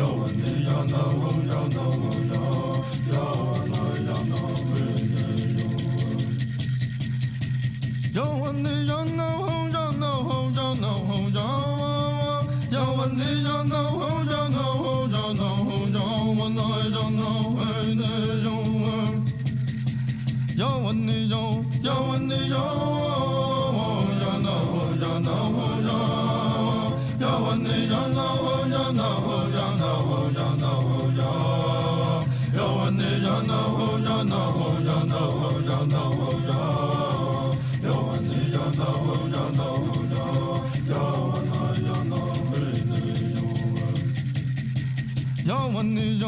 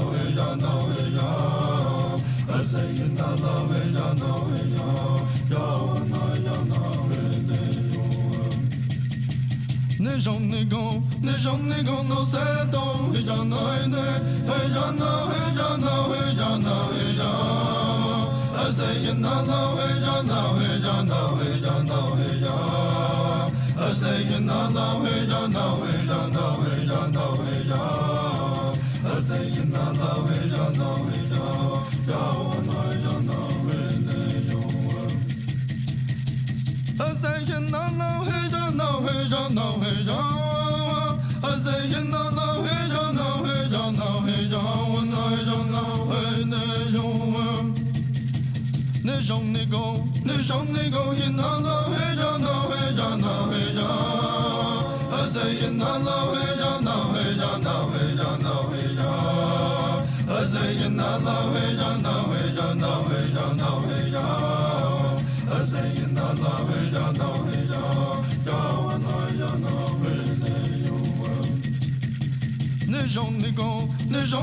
no se do, ya nai ne, hey ya na, hey ya na, hey ya na, hey ya. I say ya na na, hey ya na, hey ya na, hey ya na, hey ya. I say ya na na, hey ya na, hey ya na, hey ya na, hey ya. I say ya na na, hey ya na, hey ya, ya wa na ya na, hey ya.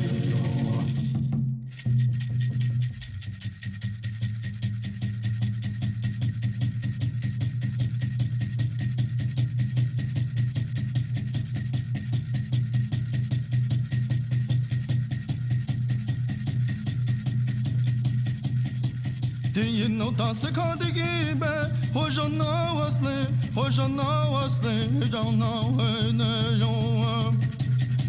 you know that's the kind of game, who's your now asleep, who's your now asleep, you don't know when you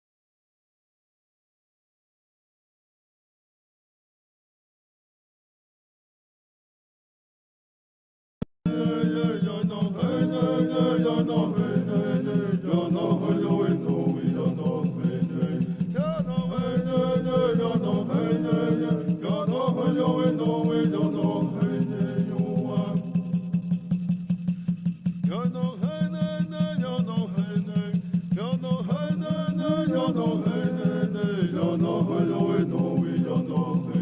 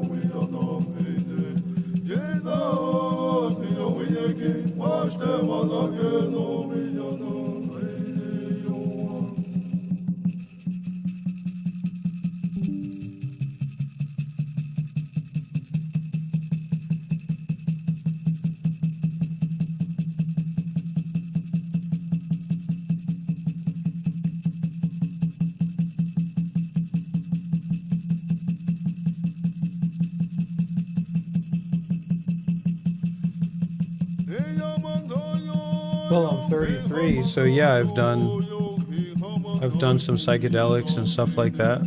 Not recently, but I have.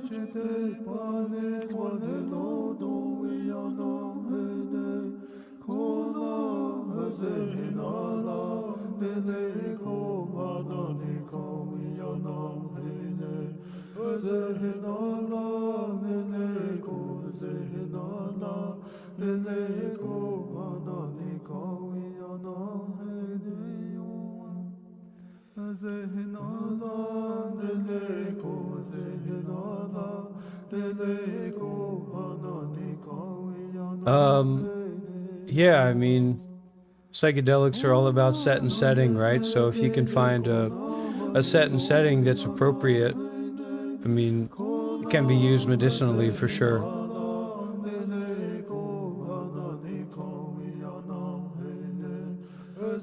I wouldn't be against leading a ayahuasca ceremony if the opportunity arose.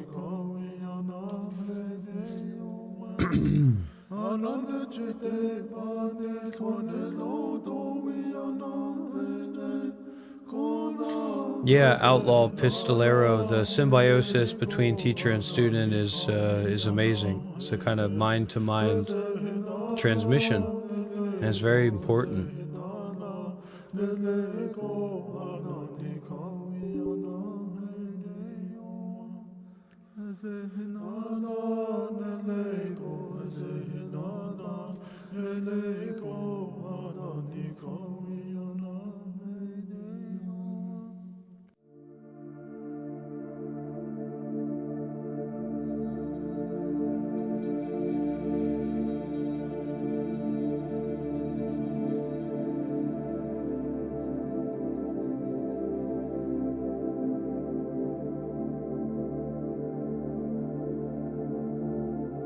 My first real foray.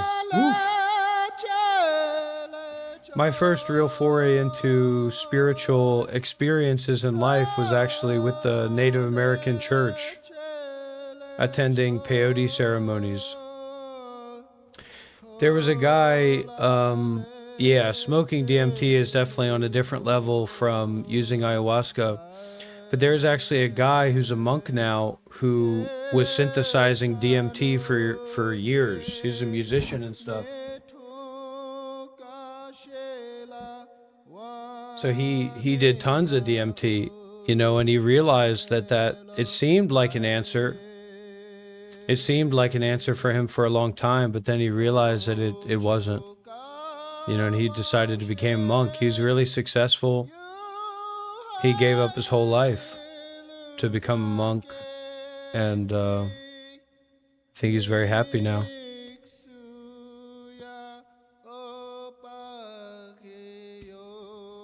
My experience smoking DMT, like pure DMT, was very positive, very healing. And then not long after that, I drank ayahuasca, and then I also smoked changa while on ayahuasca, and that's probably my favorite psychedelic, most powerful psychedelic experience I've ever had. Now, this is my classic camera. I just got a desk and a setup now.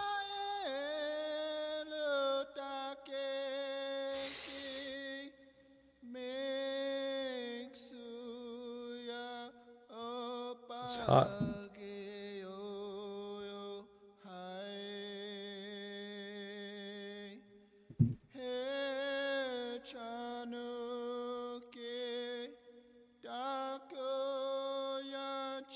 We've also got a green screen. Should we try out the green screen? That's supposed to attach to a chair, actually, that green screen.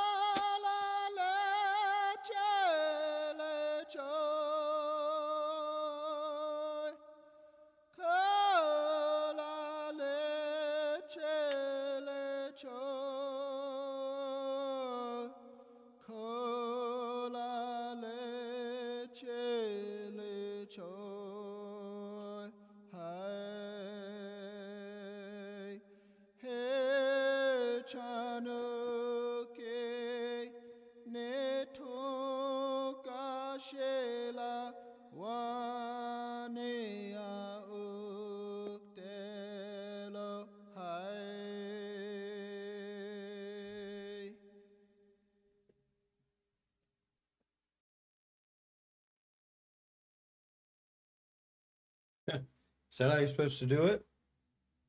It's pretty wild. How's that?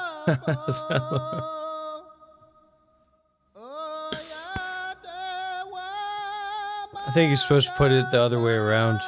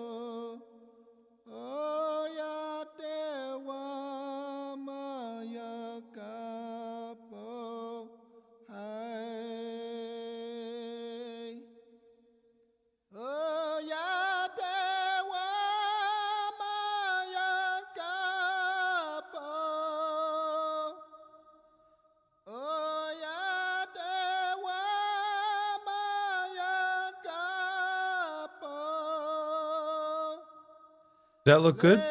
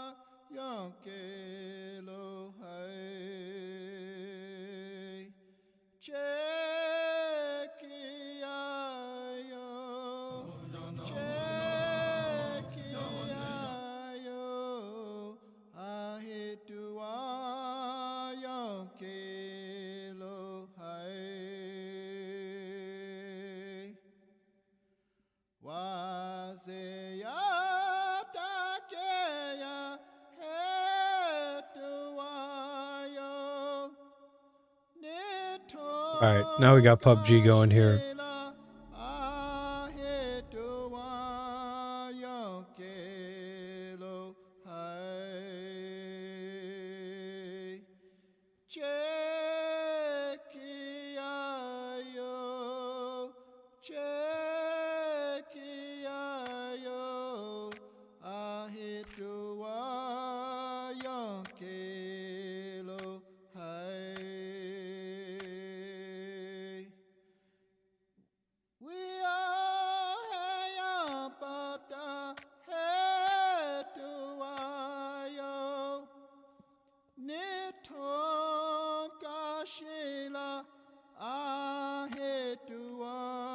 Yeah, that didn't work.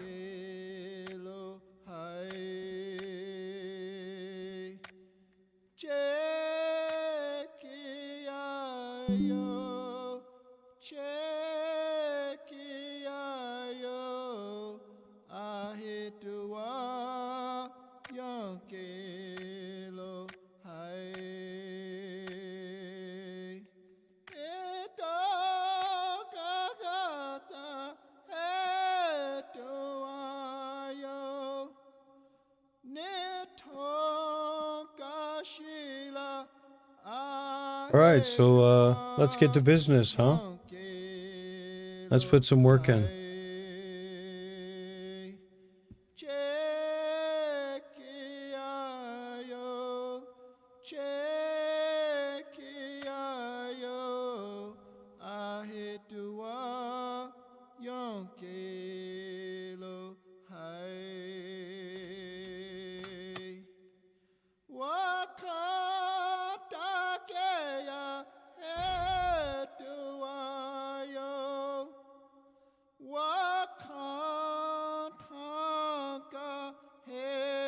We have not gotten a chicken dinner yet, so let's see what we can do here.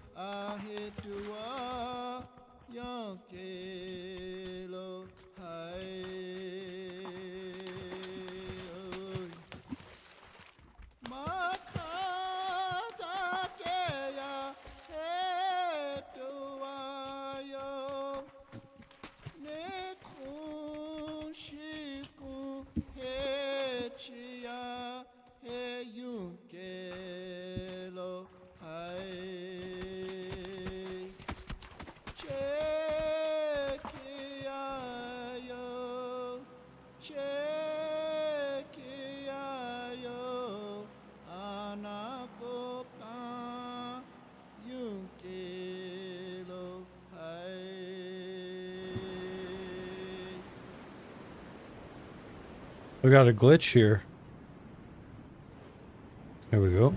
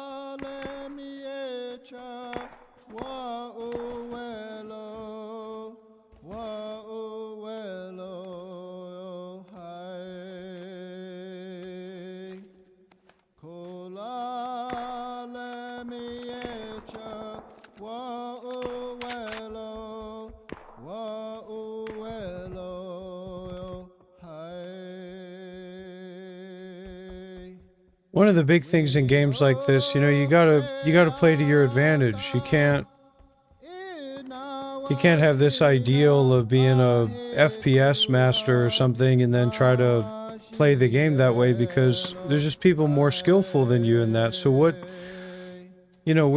your skill base? You know what I mean? What's your skill base? Use that.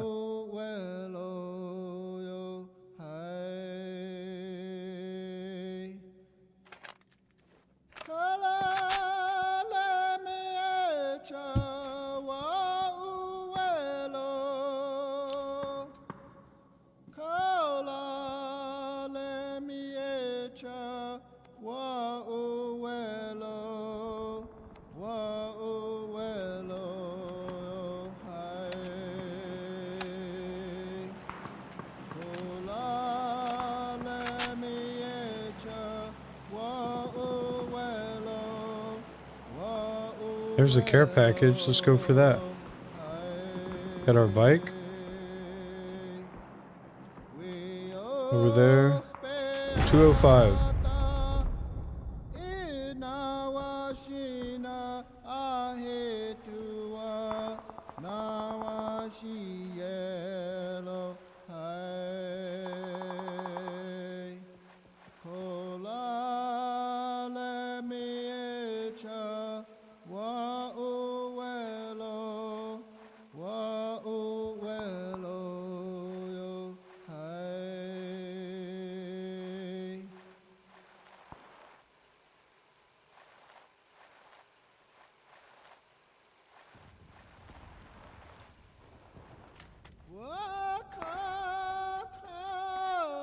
Oi!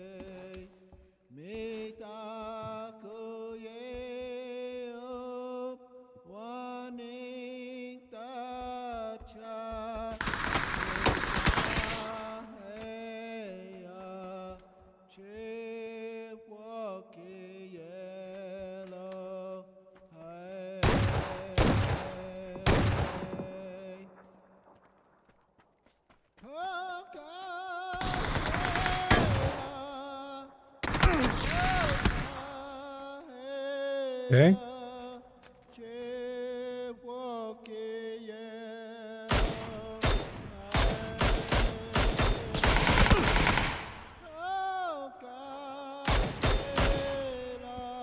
That's a headshot.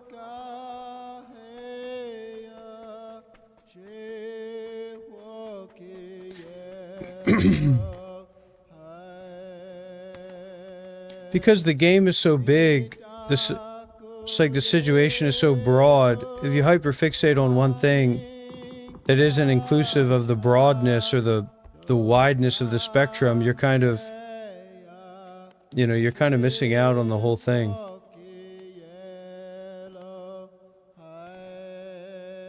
DBS, what is that? It's a shotgun? Okay.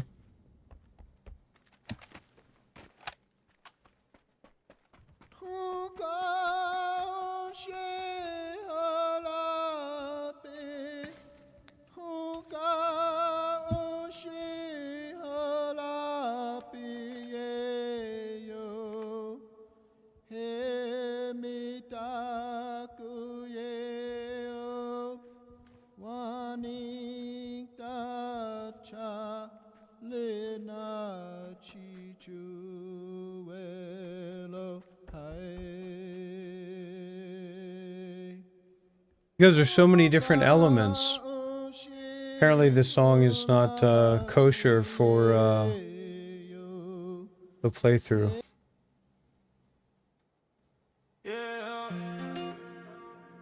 Getting a content warning. New season. Night shift done, now you breathing. Rob cut smoke through the pack away. Bottle on the floor, you don't sit today. Late night thoughts got him feeling warm. Now we up at sunrise, new mind born. Used to talk loud, feel the empty space. It's good when we can feel inspired, but if you try to idealize your path, There's nothing ideal about this. Only thing ideal is total openness. Got a scooter now, just to move ahead. Yeah, run that road, don't look back. Old habits fade in a midnight track. Heartbeat loud, bass in chest. New season Rob, yeah, he doing his best. Run that road, feel that change. Pain turn strength, life rearranged. No more smoke, no more lies. New man walking on a new sky. Our story started with words. Text flickered on our screens. Carry out to heavy hearts. Night whispers pull us apart. A love trap that we shared. Don't we look cute as a pair? Your midnight truth lie hidden in the air. How did we end up here? Lost in the moment, nothing feels clear. We chase hope when the world disappears. As you try to live from the home, you handed me the blame. You said it was okay. You were already blind. Said I could face us, but I look away. Look away. Look away.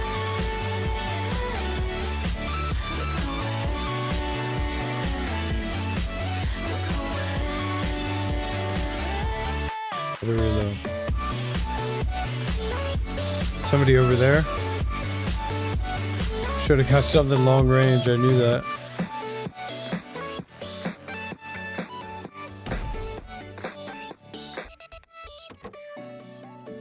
Our questions answer themselves. What is love without any hate? If love was a cage, did we both choose to stay? A love trap that we shared. Don't we look cute as a pair? Your midnight truth lie hidden in the we're both looking for someone who accepts who we are. That's what happens, eh? The present is too much to bear alone. When friends and family don't see who we really are, so we find another person. Yeah, I think to people look for like. positivity. They don't find anything with depth. They just find this kind of shallow positivity Did we of things working out better than they are. And that's not accessible for a lot of people. It's not accessible for their situation to get better by being more positive. Life sucks. So Buddhism kind of offers something a little bit different.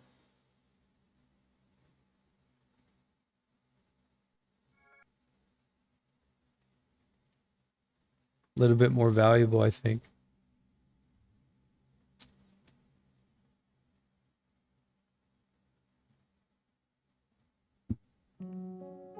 And that's the other thing you got to watch out for in these games, because you get that mindset of action or winning in that moment, then you miss the long game.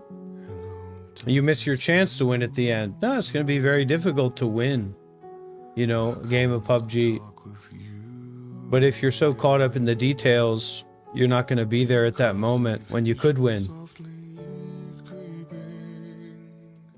And too inflexible as well, not being open and flexible.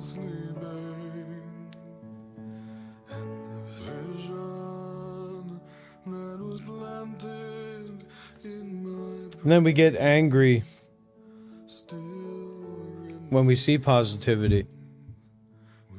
Because everything in media is people flaunting how good their lives are, how wealthy they are, how beautiful they are.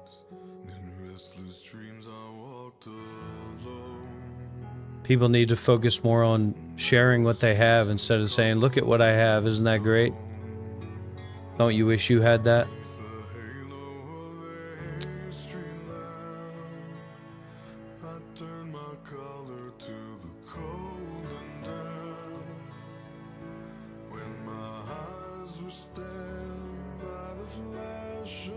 Neon light, lit the light, the sound of silence.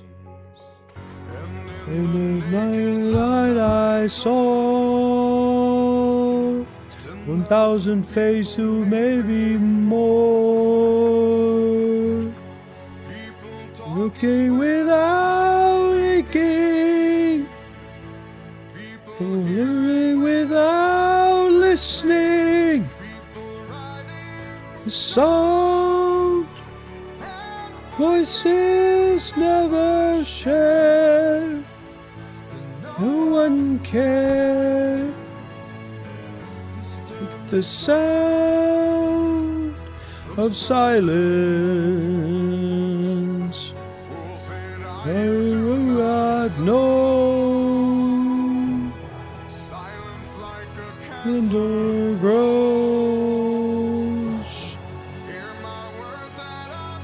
I'd reach you.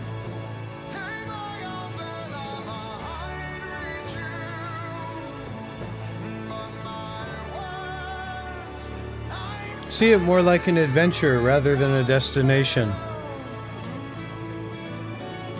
And then you can just go. You can be on the journey. You don't need to be the winner. You don't need to be the person that gets it. You can just be the one who's along for the ride. Nobody's here.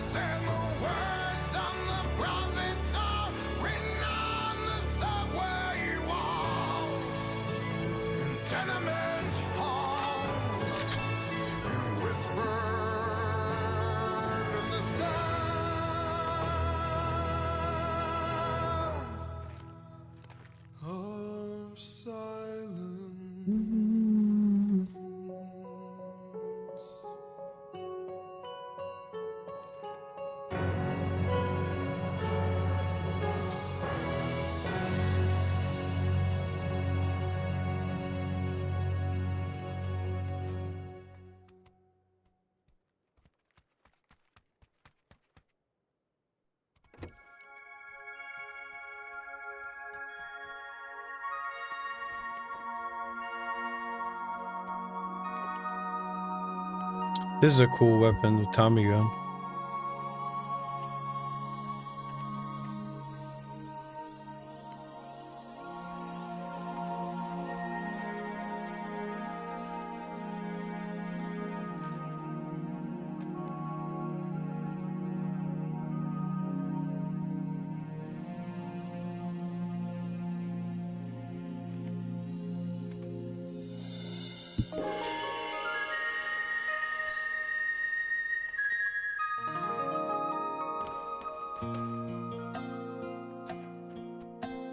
Oh, we got a long way to go.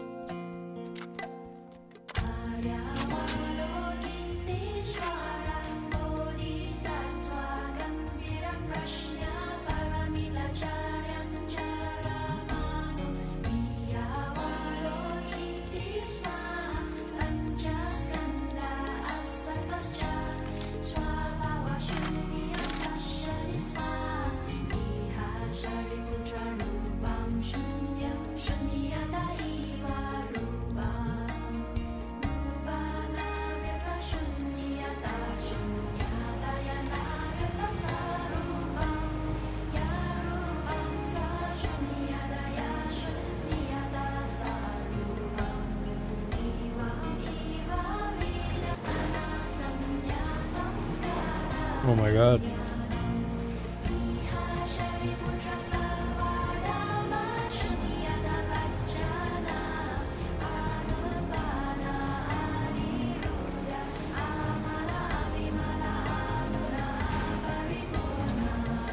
Whoa! Whoa!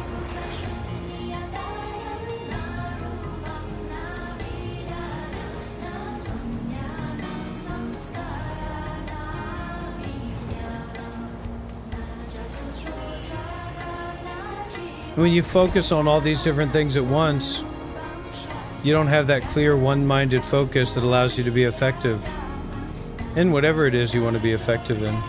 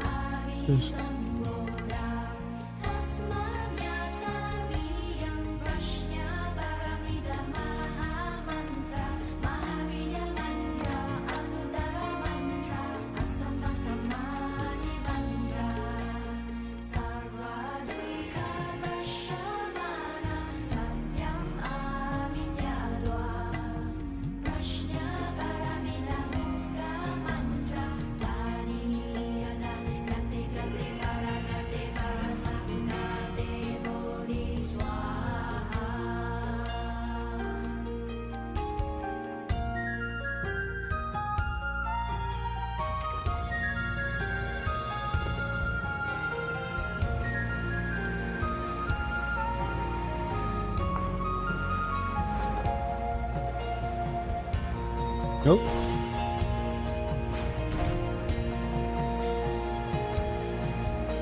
Well, be mindful, man. Practice some mindfulness. It gives you something to do while you work. Coming back to your breathing, coming back to your presence. You know, recognize the mind that doesn't want to be there and then revoke that mind.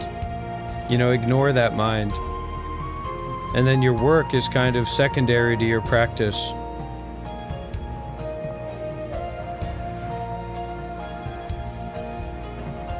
That's ignoring things, you know what I mean? And having that faith in the free mind, the mind of freedom in anything.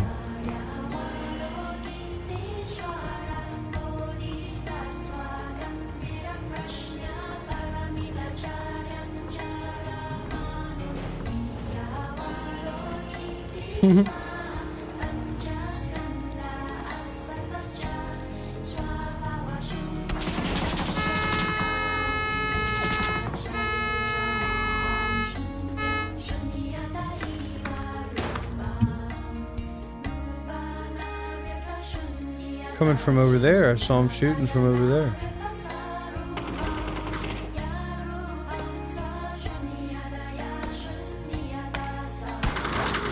Oi!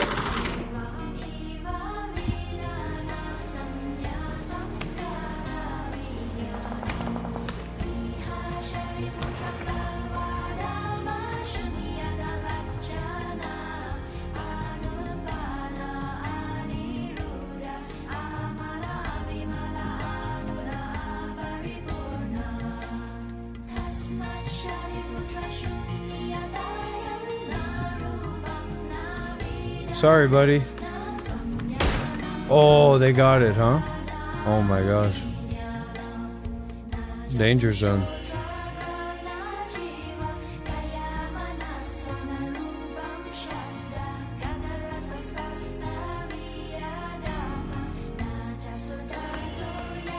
And that uncertainty, you got to be careful about that. That'll get you taken out. Just going straight ahead. Don't think about it, just go straight ahead. What's this?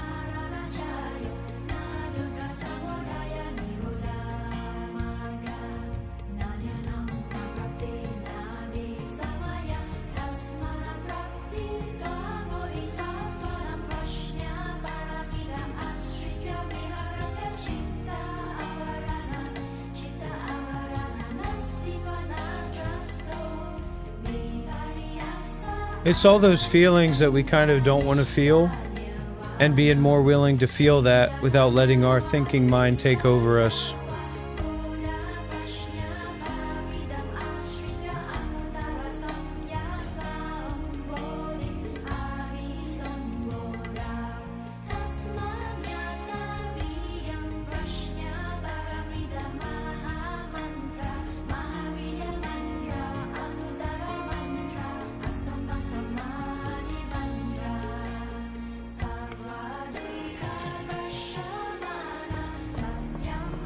Because all those parts about ourselves that we say are bad or wrong, that's all part of our healing or our journey or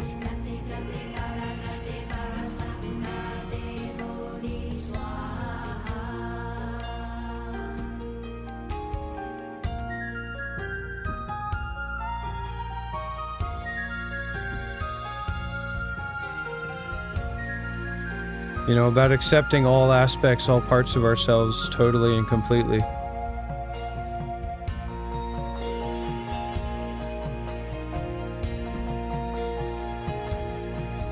Where's this guy? Who's over here? Yeah, he's right there.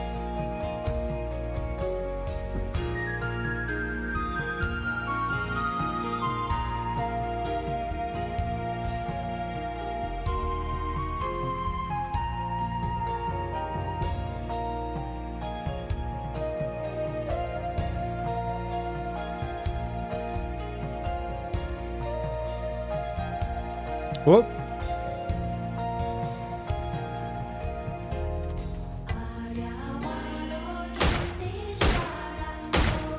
Oh my gosh, are you kidding me?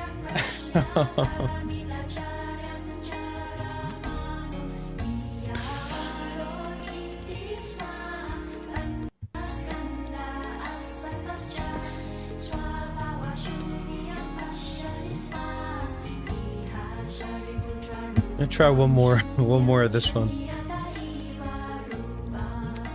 Can be a lot of investment for not much payback, seemingly.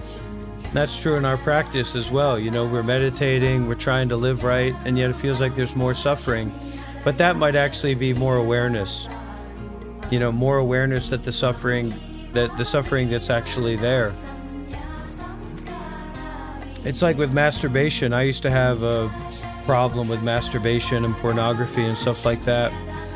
And, you'd be sober from masturbating for a period of time, and it seemed like life wasn't going that well. And then you want to do something, you want to feel something good, and then you have to carry that burden of you breaking your vow or you going into the pornography, the weird pornography and stuff. And it's because you're trying to feel a certain way and you're not feeling the certain way that you want to feel. You're feeling suffering because you're trying so much to feel that certain way. Whereas when you don't masturbate, or you masturbate less, or you give into your addictions less, and you actually go out there and give and you expose yourself, you go outside of your normal way of being, you find there's so much openness out there. There's so much freshness out there. There's so much softness out there that you haven't been able to connect with because you're going into that, pleasure seeking. It can lead you down a lot of negative pathways. So that's why the first noble truth of Buddhism is that there is suffering.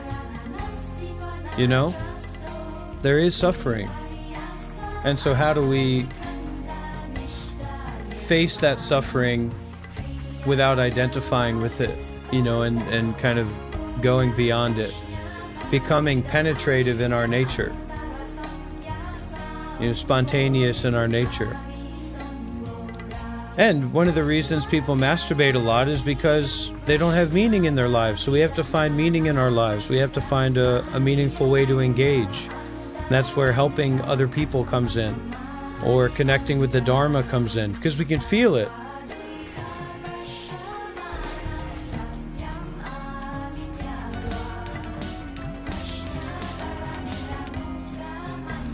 We can feel that depth, actually. All right, I'm going to focus on this one. Hold on. I'm going to turn this off. I'm going to plug this in. What?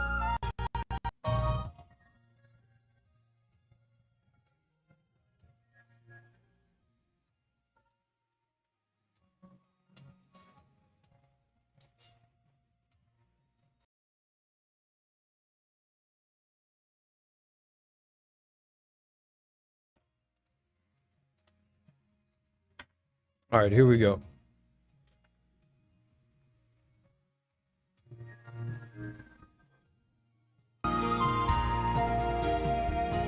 Here we go. Drop. That's a natural drop, so that's a good way to drop. Let's follow this guy. Maybe he knows where to go. Seems like he's going to this base over here.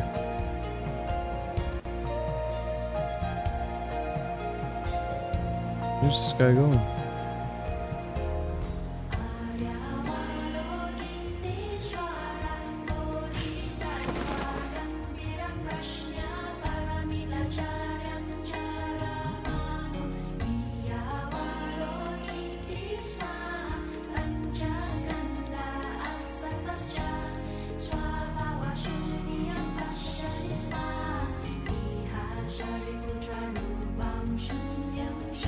All right, here we go. Let's do some business here.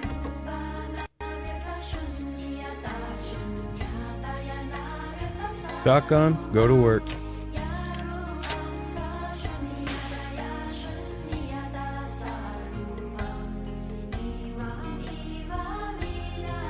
I think he's in here. My situational awareness tells me he's in here.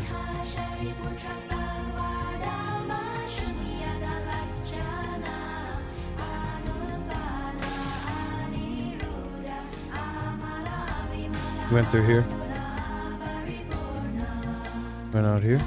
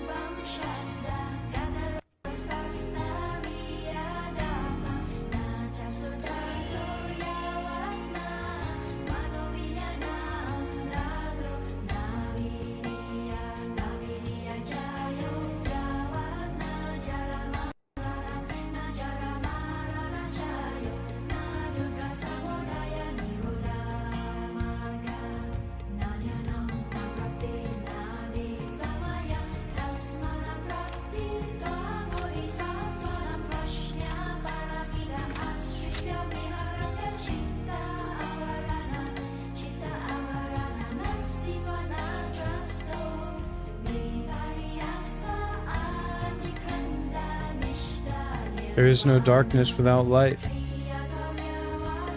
Actually, what a lot of people don't realize is that their meeting darkness allows them to meet light.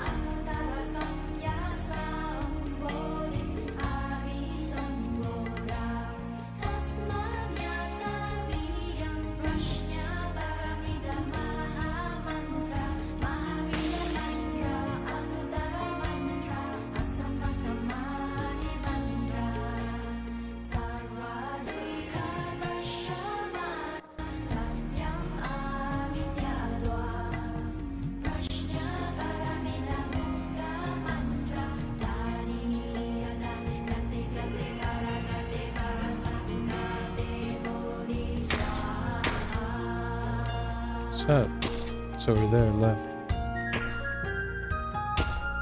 Where's that coming from? Anybody hear where that coming from?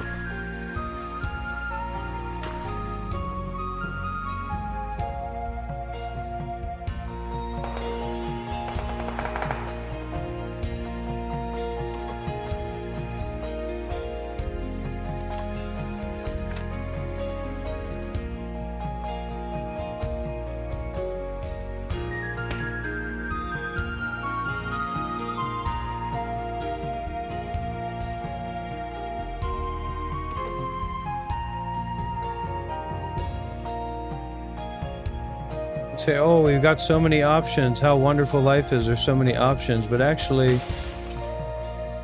can be very distracting and confusing, keep you going around in circles, you know what I mean?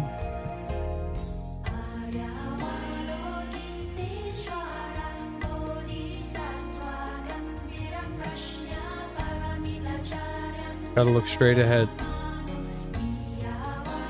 Telephone pole.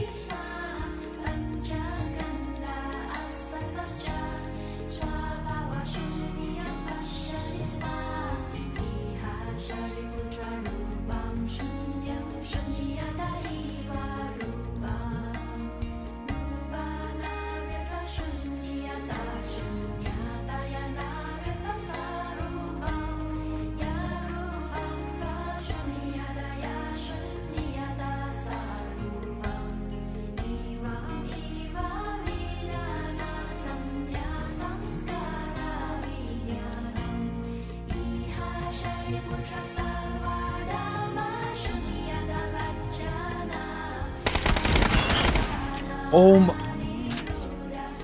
Did anybody just see that? I think that guy was a bot though. But maybe not. Folded shield. Jeez Louise.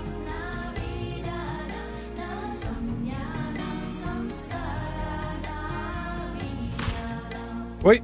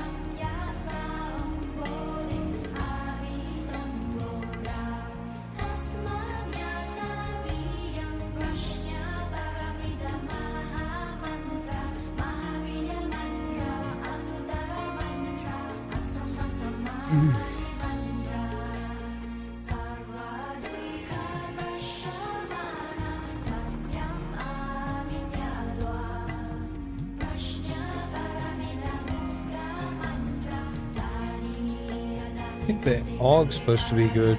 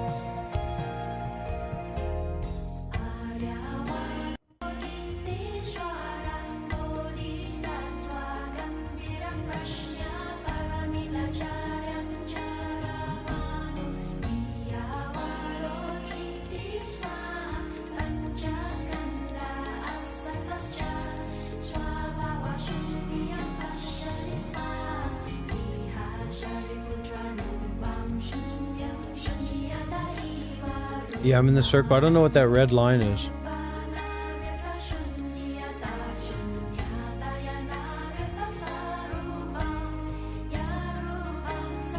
There's a sutra, a Buddhist sutra about, how to relate to difficulty, especially with people who don't like you and things like that. And it's a conversation between Buddha and this monk. And the monk is saying to Buddha about how he's going to go to this place, but or telling him how he's at this place. Maybe this monk is saying that he's at this place, and the people are saying, the guy's saying, these people don't donate to me, they don't support me. I go out for alms every day, and they don't donate. They don't put food in my bowl. And the Buddha says, well, at least they're not hitting you with sticks. And then the guy says, actually, no, they said, at least it's not hitting you, beating you. And then the guy says, well, actually, they started beating me. And the Buddha says, well, at least they're not hitting you with sticks. And he says, actually, they started to hit me with sticks. And the Buddha says, well, at least they're not torturing you. And he says, oh, they're actually torturing me too. And then the Buddha says, well, at least they're not killing you. And then the guy says, actually, well, I think they're about to kill me. And then the Buddha says something like, well, keep the Dharma in your mind and you are sure to go to Nibbana. That's a very loose and kind of not great translation, but man, look at that reaction speed, huh? I was like turned around immediately. This guy's in a tough spot.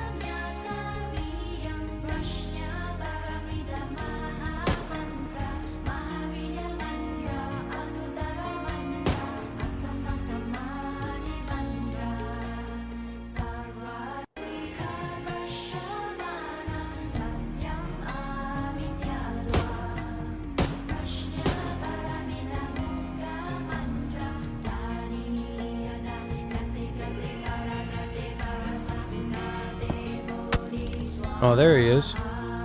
Peek, peek. Oh my gosh. That's contact. Oh my gosh. Let me try this.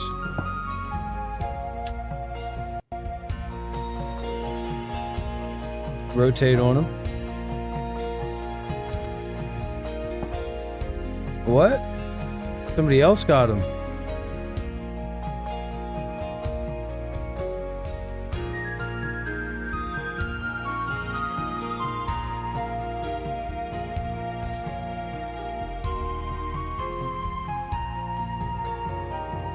Oh, that's who got him.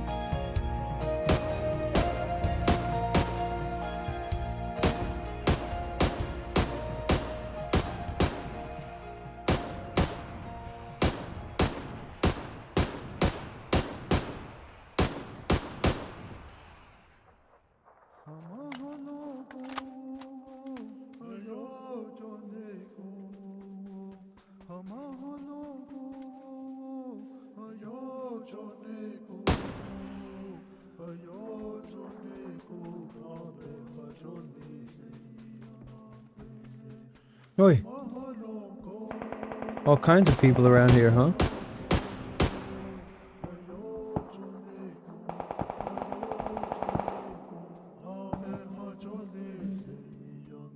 That guy was booking it.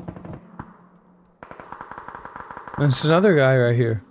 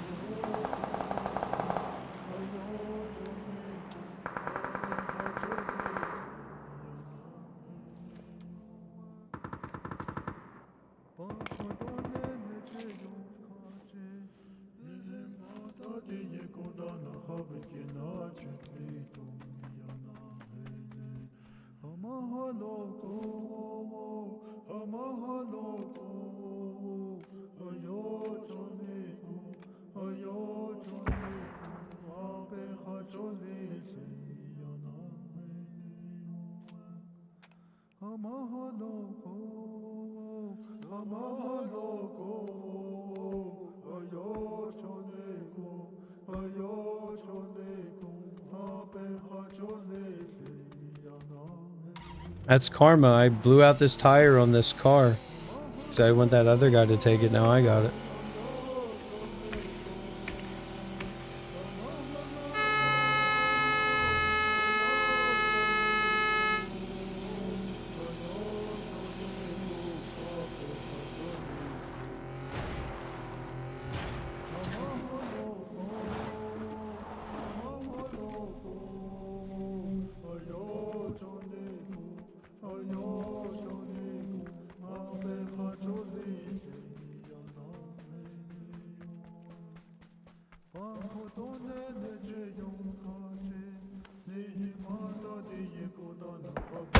Oi, no! No, no, no.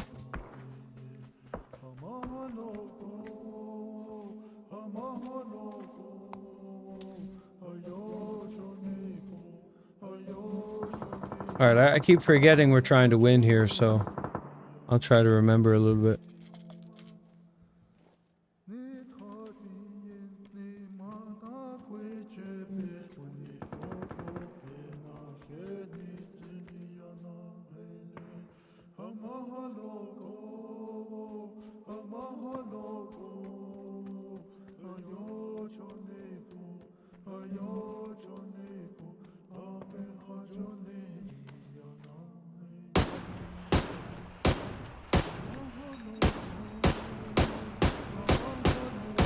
This is my this is that guy's song.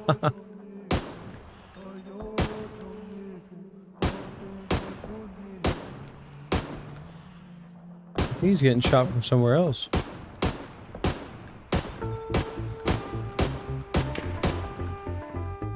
Oi! Oi, oi, oi!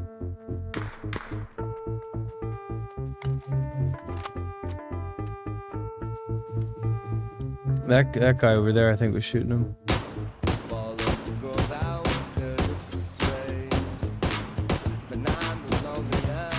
Man. They're selling incense and sunglasses on Orchard Street. Boatloads of bootlegs. John.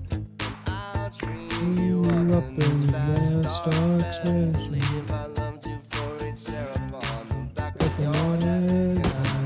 Want to kiss you but I can't. Down on the river by the sugar plant. Down on the river by the sugar plant. Can't even see where my bullet is hitting. This is taking that long to get to him. It can't be my bullet. Oh, it was. Wow.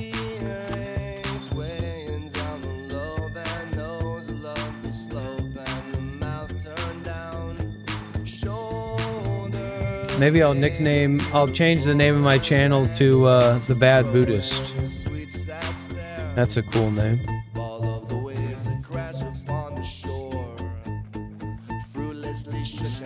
Uh-oh.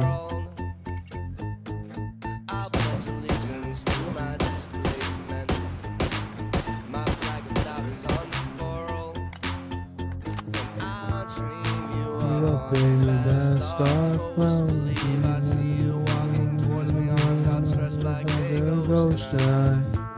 I kiss you, but I can't. Down on the river by the sugar plant.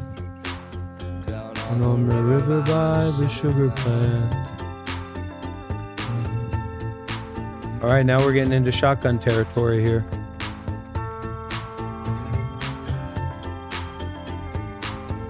Getting into our homestay, the Monk Life Meditation homestay. I think bots have underdashes on their name or something.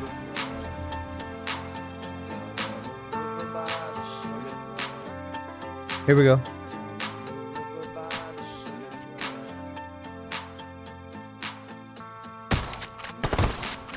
Wow. There's a friendly guy right there. Okay. Somebody right here.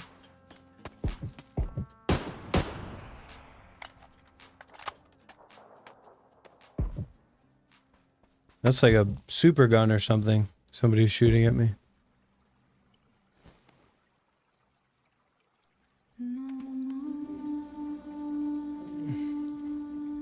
All right, we're in the end game, everybody.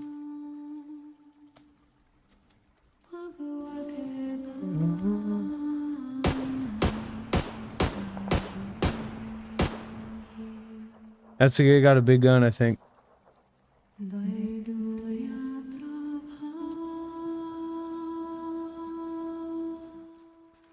And don't be afraid to see the bigger picture as well.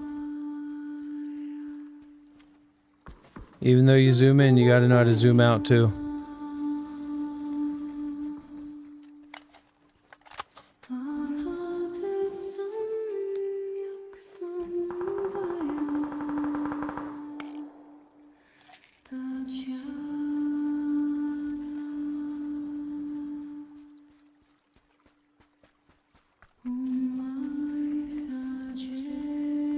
Should be up here.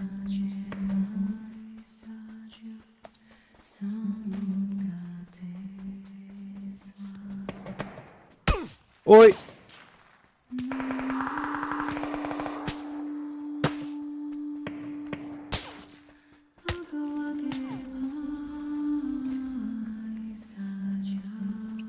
Rotate. Top 10 situation, everybody. Top 10 situation.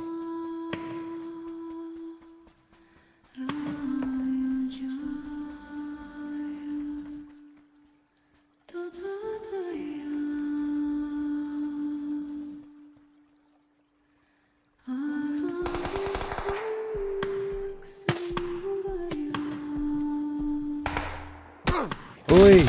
Oi! Wow. Wowza.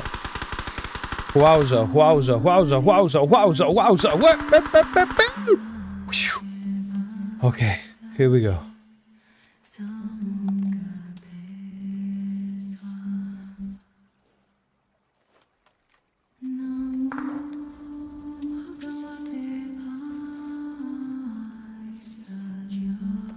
Okay, let's rotate.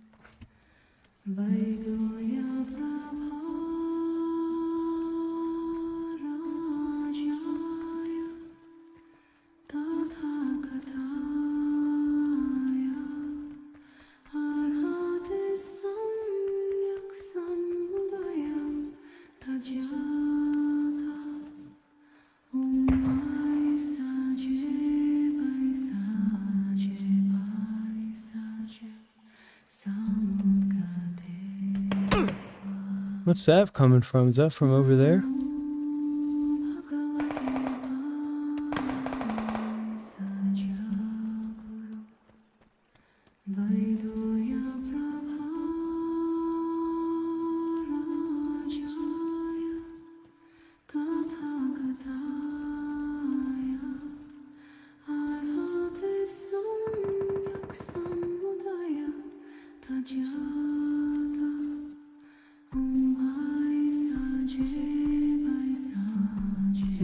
Wonder where that person was getting me from.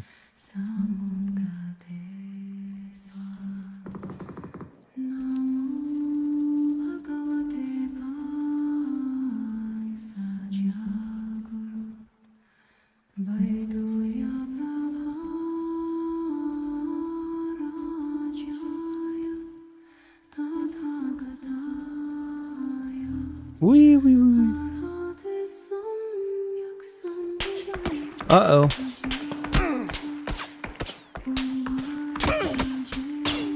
Wow, that's close.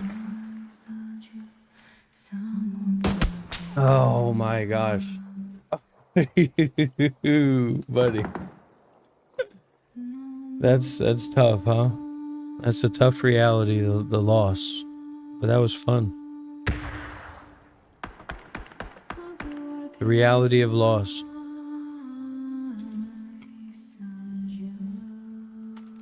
Let's see if this guy wins.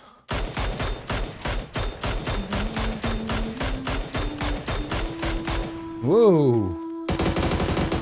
Whoa.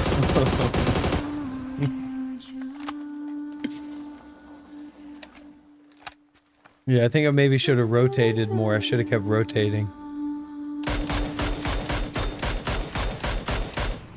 He's holding the pan. What's that guy doing?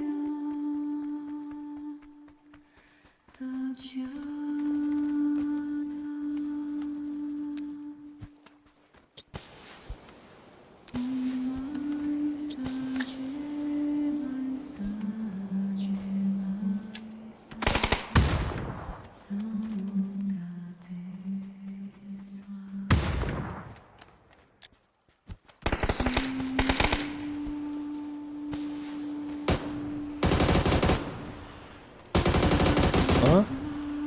What is this?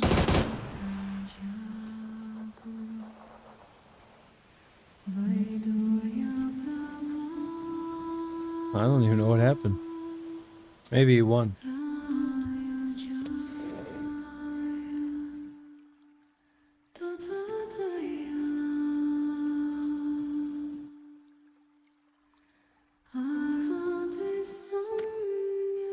Sambudaya.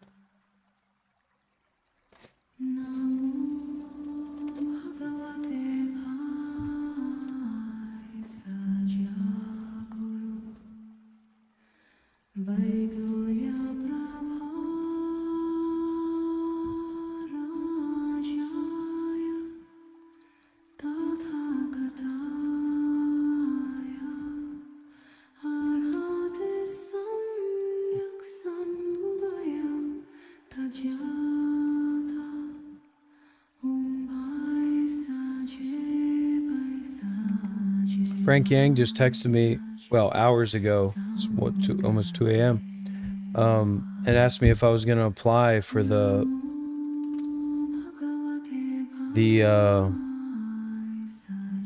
contemplative CrossFit program. It's like $3,000 or $4,000.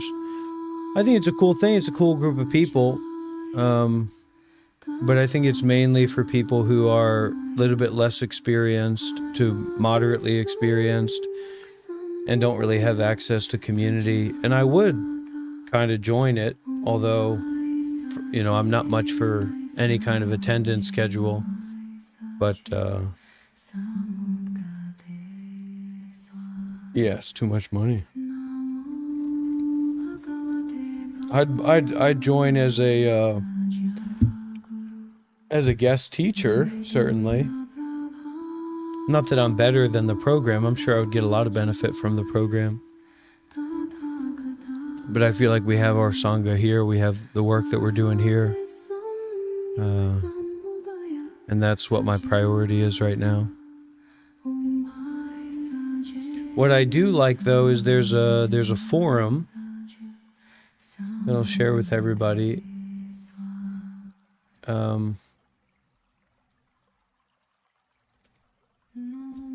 That's Gilbert's forum called Chan Mind Work. This forum here, and I would recommend you guys to join that. The Gilbert's Chan Mind Work forum. I think Gilbert's great. I had a call with him, and he definitely has a lot of transmissions to give, a lot of deep energy and stuff. So.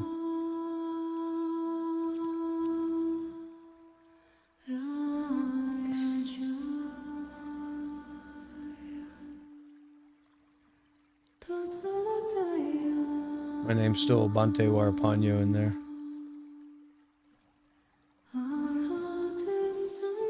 And to join his meetings as well.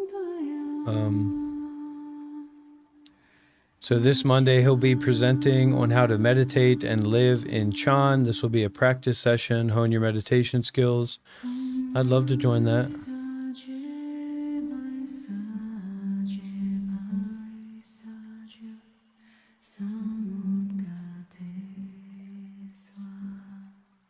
(6 p.m. PST). Resting mind in mind. You often hear me lecture about resting the mind in mind. I realize that many of you cannot comprehend nor understand how to do this. True mind is inconceivable. So how can we have something that is inconceivable rest in the inconceivable? It is the same as thinking of no thinking. How does one think of no thinking? Simply by not thinking. This is the easiest way to understand.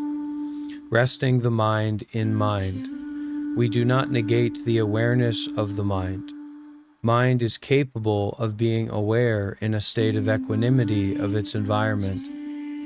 That is, it is aware of the totality of the environment without any protrusions or clinging to any experience in mind. We often confuse our environment with those sensory inputs that are rising or received through the sensory gates.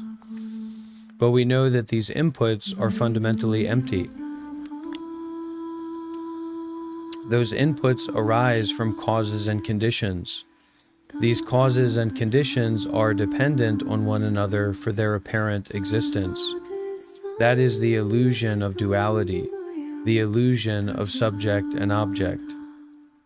When the mind rests in mind, there is no duality.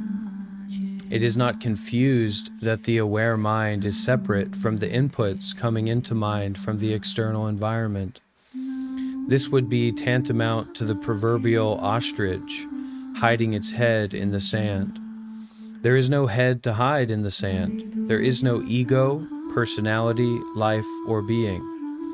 This, the apparent ego, cannot comprehend. When one releases from the idea of subject and object, of you and me, of space and time, then there is liberation. In the liberation, there is no true liberation. A liberation of what? I often say there is no what. What implies a duality, a question coming from where and from whom. It is only mind, the source of all appearances. This source is the source that Nagarjuna beckons us to rest in via the perfection of the 6 paramitas. Practicing in this way is a liberation from ignorance, and even the liberation of liberation.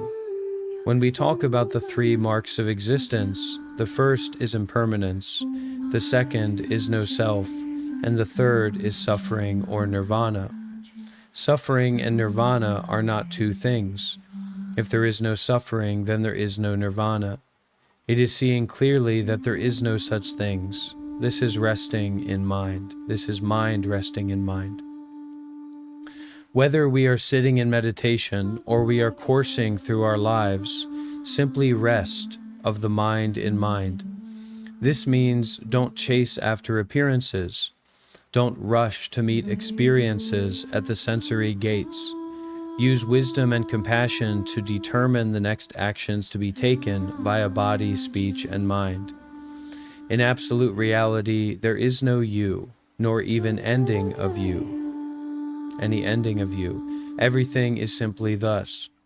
All appearances are predicated on what is manufactured by mind. If we stop the dream factory, mind is at rest. So our understanding of what reality is a dream factory, basically.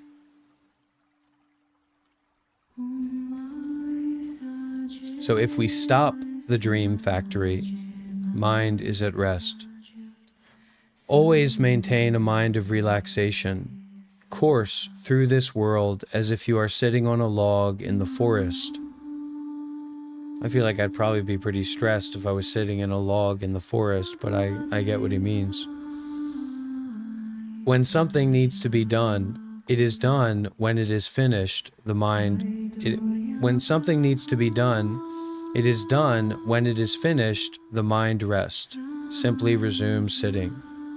So, when something needs to be done, it is done, and when it's finished, the mind rests. Simply resume sitting, or resume resting the mind in the mind. When it is working, the mind rests. It is simply engaged in the functions of body, speech, and mind. This is not to be ignorant and add ego where it is not needed. Not adding ego allows the mind to function perfectly without the expenditure of needless mental energy. If one is meditating, there is nothing that needs to be done at that moment. Simply hold the body erect. And that holding the body erect is the body being aware, the body being awake, and holding that wakefulness rather than falling asleep, because the dream factory will start up. Nothing to do, nothing to measure, nothing to calculate. There is no doubt, because causes and conditions never fail, that they will nevertheless manifest various mental images and emotions that will arise. These are not you, they are echoes. So we get this idea we want to go towards something, we want to have something happen, we want there to be something that doesn't happen, but that's going to happen anyway. We're not going to get rid of causality. We're not going to throw causality out the window. Causality is going to happen no matter what. And so you don't have to add all this extra energy or worry in the face of causality. because these phenomena, these images, these emotions, these mental experiences that we go through, these are not you. They are echoes. These are echoes of past illusory thoughts. When we cling to these echoes, we bring forth the illusion of life. From this ignorance, we bring forth form, emotions, and ultimately the suffering of life. When there is no duality, there is no life. When there is no duality, there is no death. This is resting mind in mind. It is the intrinsic wisdom constantly manifesting from mind. Unfortunately, because it is occluded by ignorance, the shadow puppet show continues. Truly resting mind in mind, no mental energy is used to perpetuate the illusory puppet, which is tied or shackled by causes and conditions.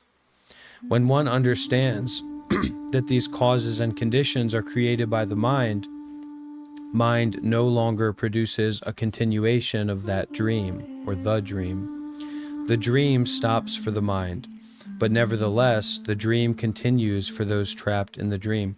So this is the idea that you want to, like wanting to control causality and wanting to control reality is like you trying to never die, or you trying to keep the body from sickness, old age, and death. It's impossible.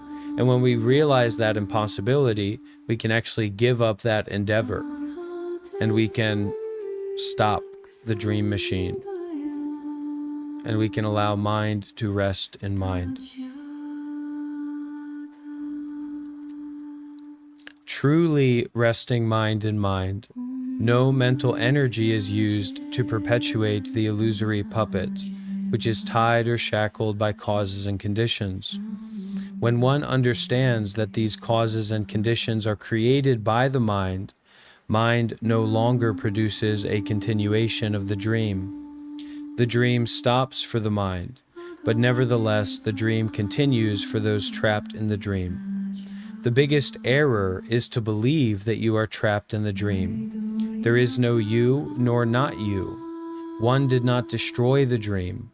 One need only awaken that what is trapped in the dream is mind alone. This must be contemplated. Rest in mind returns the mind to its original source before ignorance, before illusion, before life and death. Resting in this way, one will not be far from it, and yet there is no it to be far from. It is simply mind resting in mind.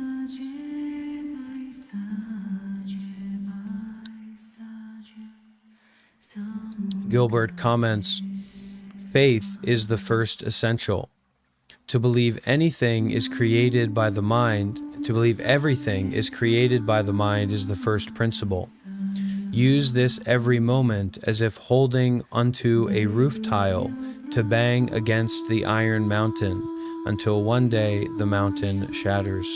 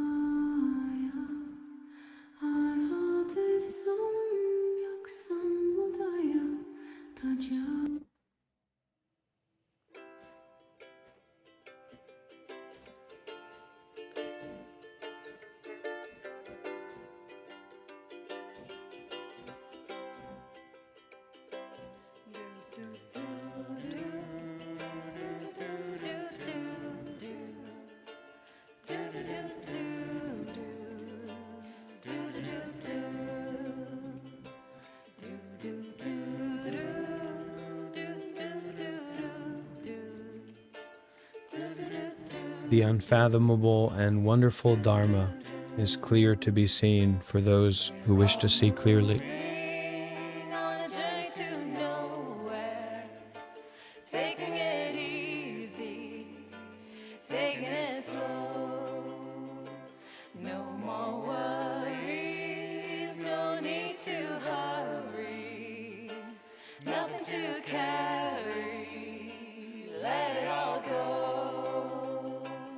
We're all moving on a journey to nowhere, taking it easy, taking it slow.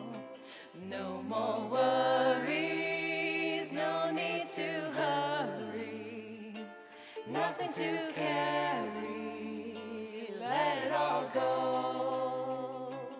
We're all moving on a journey to nowhere, taking it easy, taking it slow.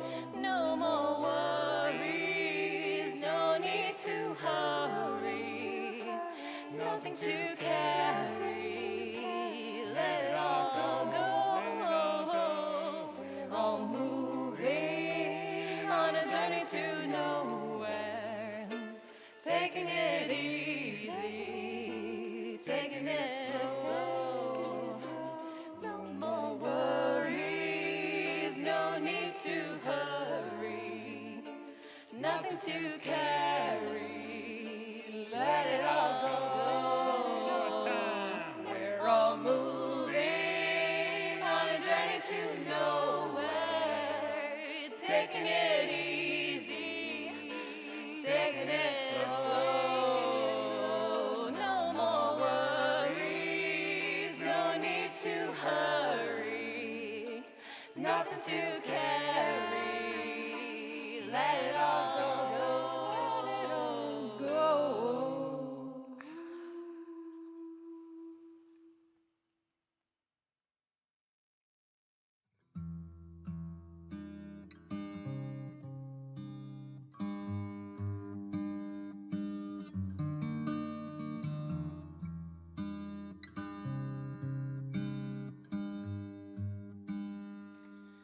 And when I rise,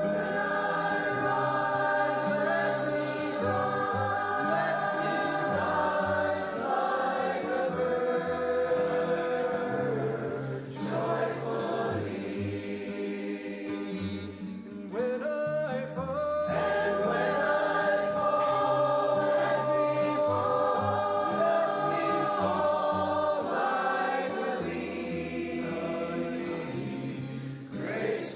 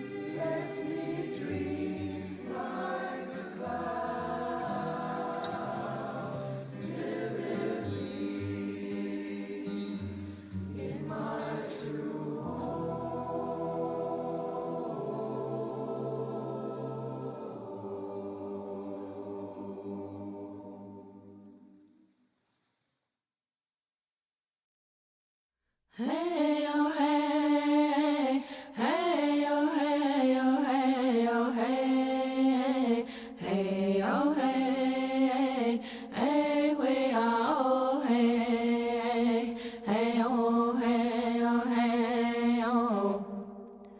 Do you know I love you so, and mommy will never let you go. To the stars and the sky, you'll always be mommy's little guy. Hey oh, hey oh, hey oh. Hey oh hey, hey oh hey oh hey oh hey, hey oh hey, hey we are oh hey, hey oh hey oh hey oh. Do you know I love you so, and mommy will never let you go. To the stars and the sky, you'll always be mommy's little guy. Hey oh, hey oh, hey oh. Hey oh hey, hey oh hey oh hey oh hey, hey oh hey, hey we are oh hey, hey oh hey oh hey oh. Do you know I love you so, and mommy will never let you go. To the stars and the sky, you'll always be mommy's little guy. Hey oh, hey oh, hey oh. Hey oh hey, hey oh hey oh hey oh hey, hey oh hey, hey we are oh hey, hey oh hey oh hey oh. Do you know I love you so, and mommy will never let you go. To the stars and the sky, you'll always be mommy's little guy. Hey oh, hey oh, hey oh.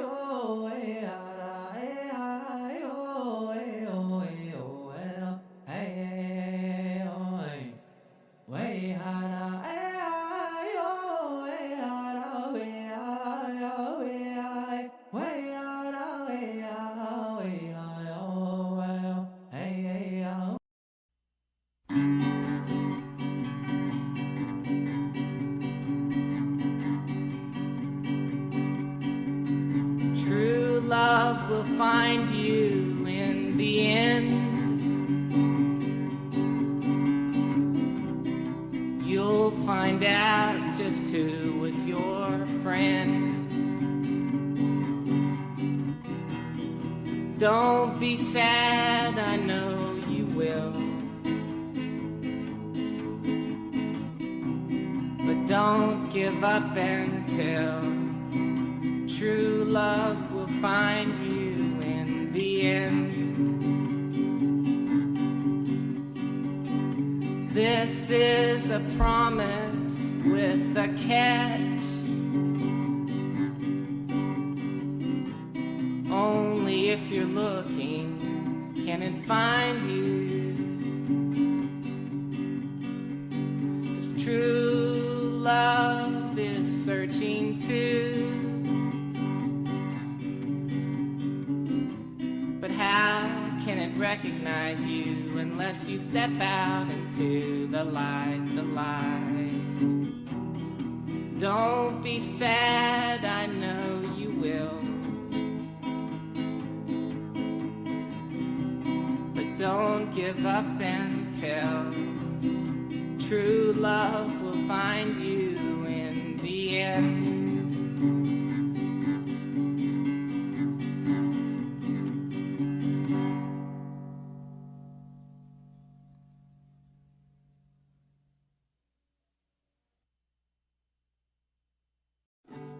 I've come this far and I know I can make it. I've got a broken heart and you can't break a broken heart. I come knocking at your door. You don't love me anymore, but I just can't give up, 'cause I don't know what to do about it. You must be wrong if you think you don't love me. You could smile down and put a happy ending to my song. I come knocking at your door. You don't live there anymore. Is it just a memory, or am I a little crazy for you? If there's no love, I just can't believe it. I got a broken mind and only you can relieve it. I don't remember who you are. Are you someone that I saw? 'Cause I really am confused, but I think that I still love you.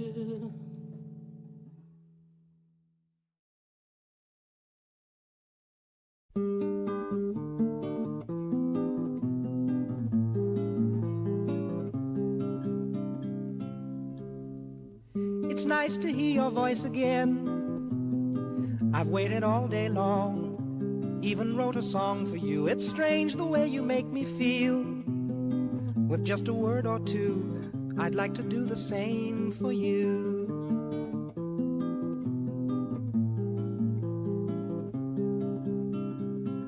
It's nice to hear you say hello. And how are things with you? I love you. But very soon it's time to go. An office job to do while I'm here writing songs for you. Strange how a phone call.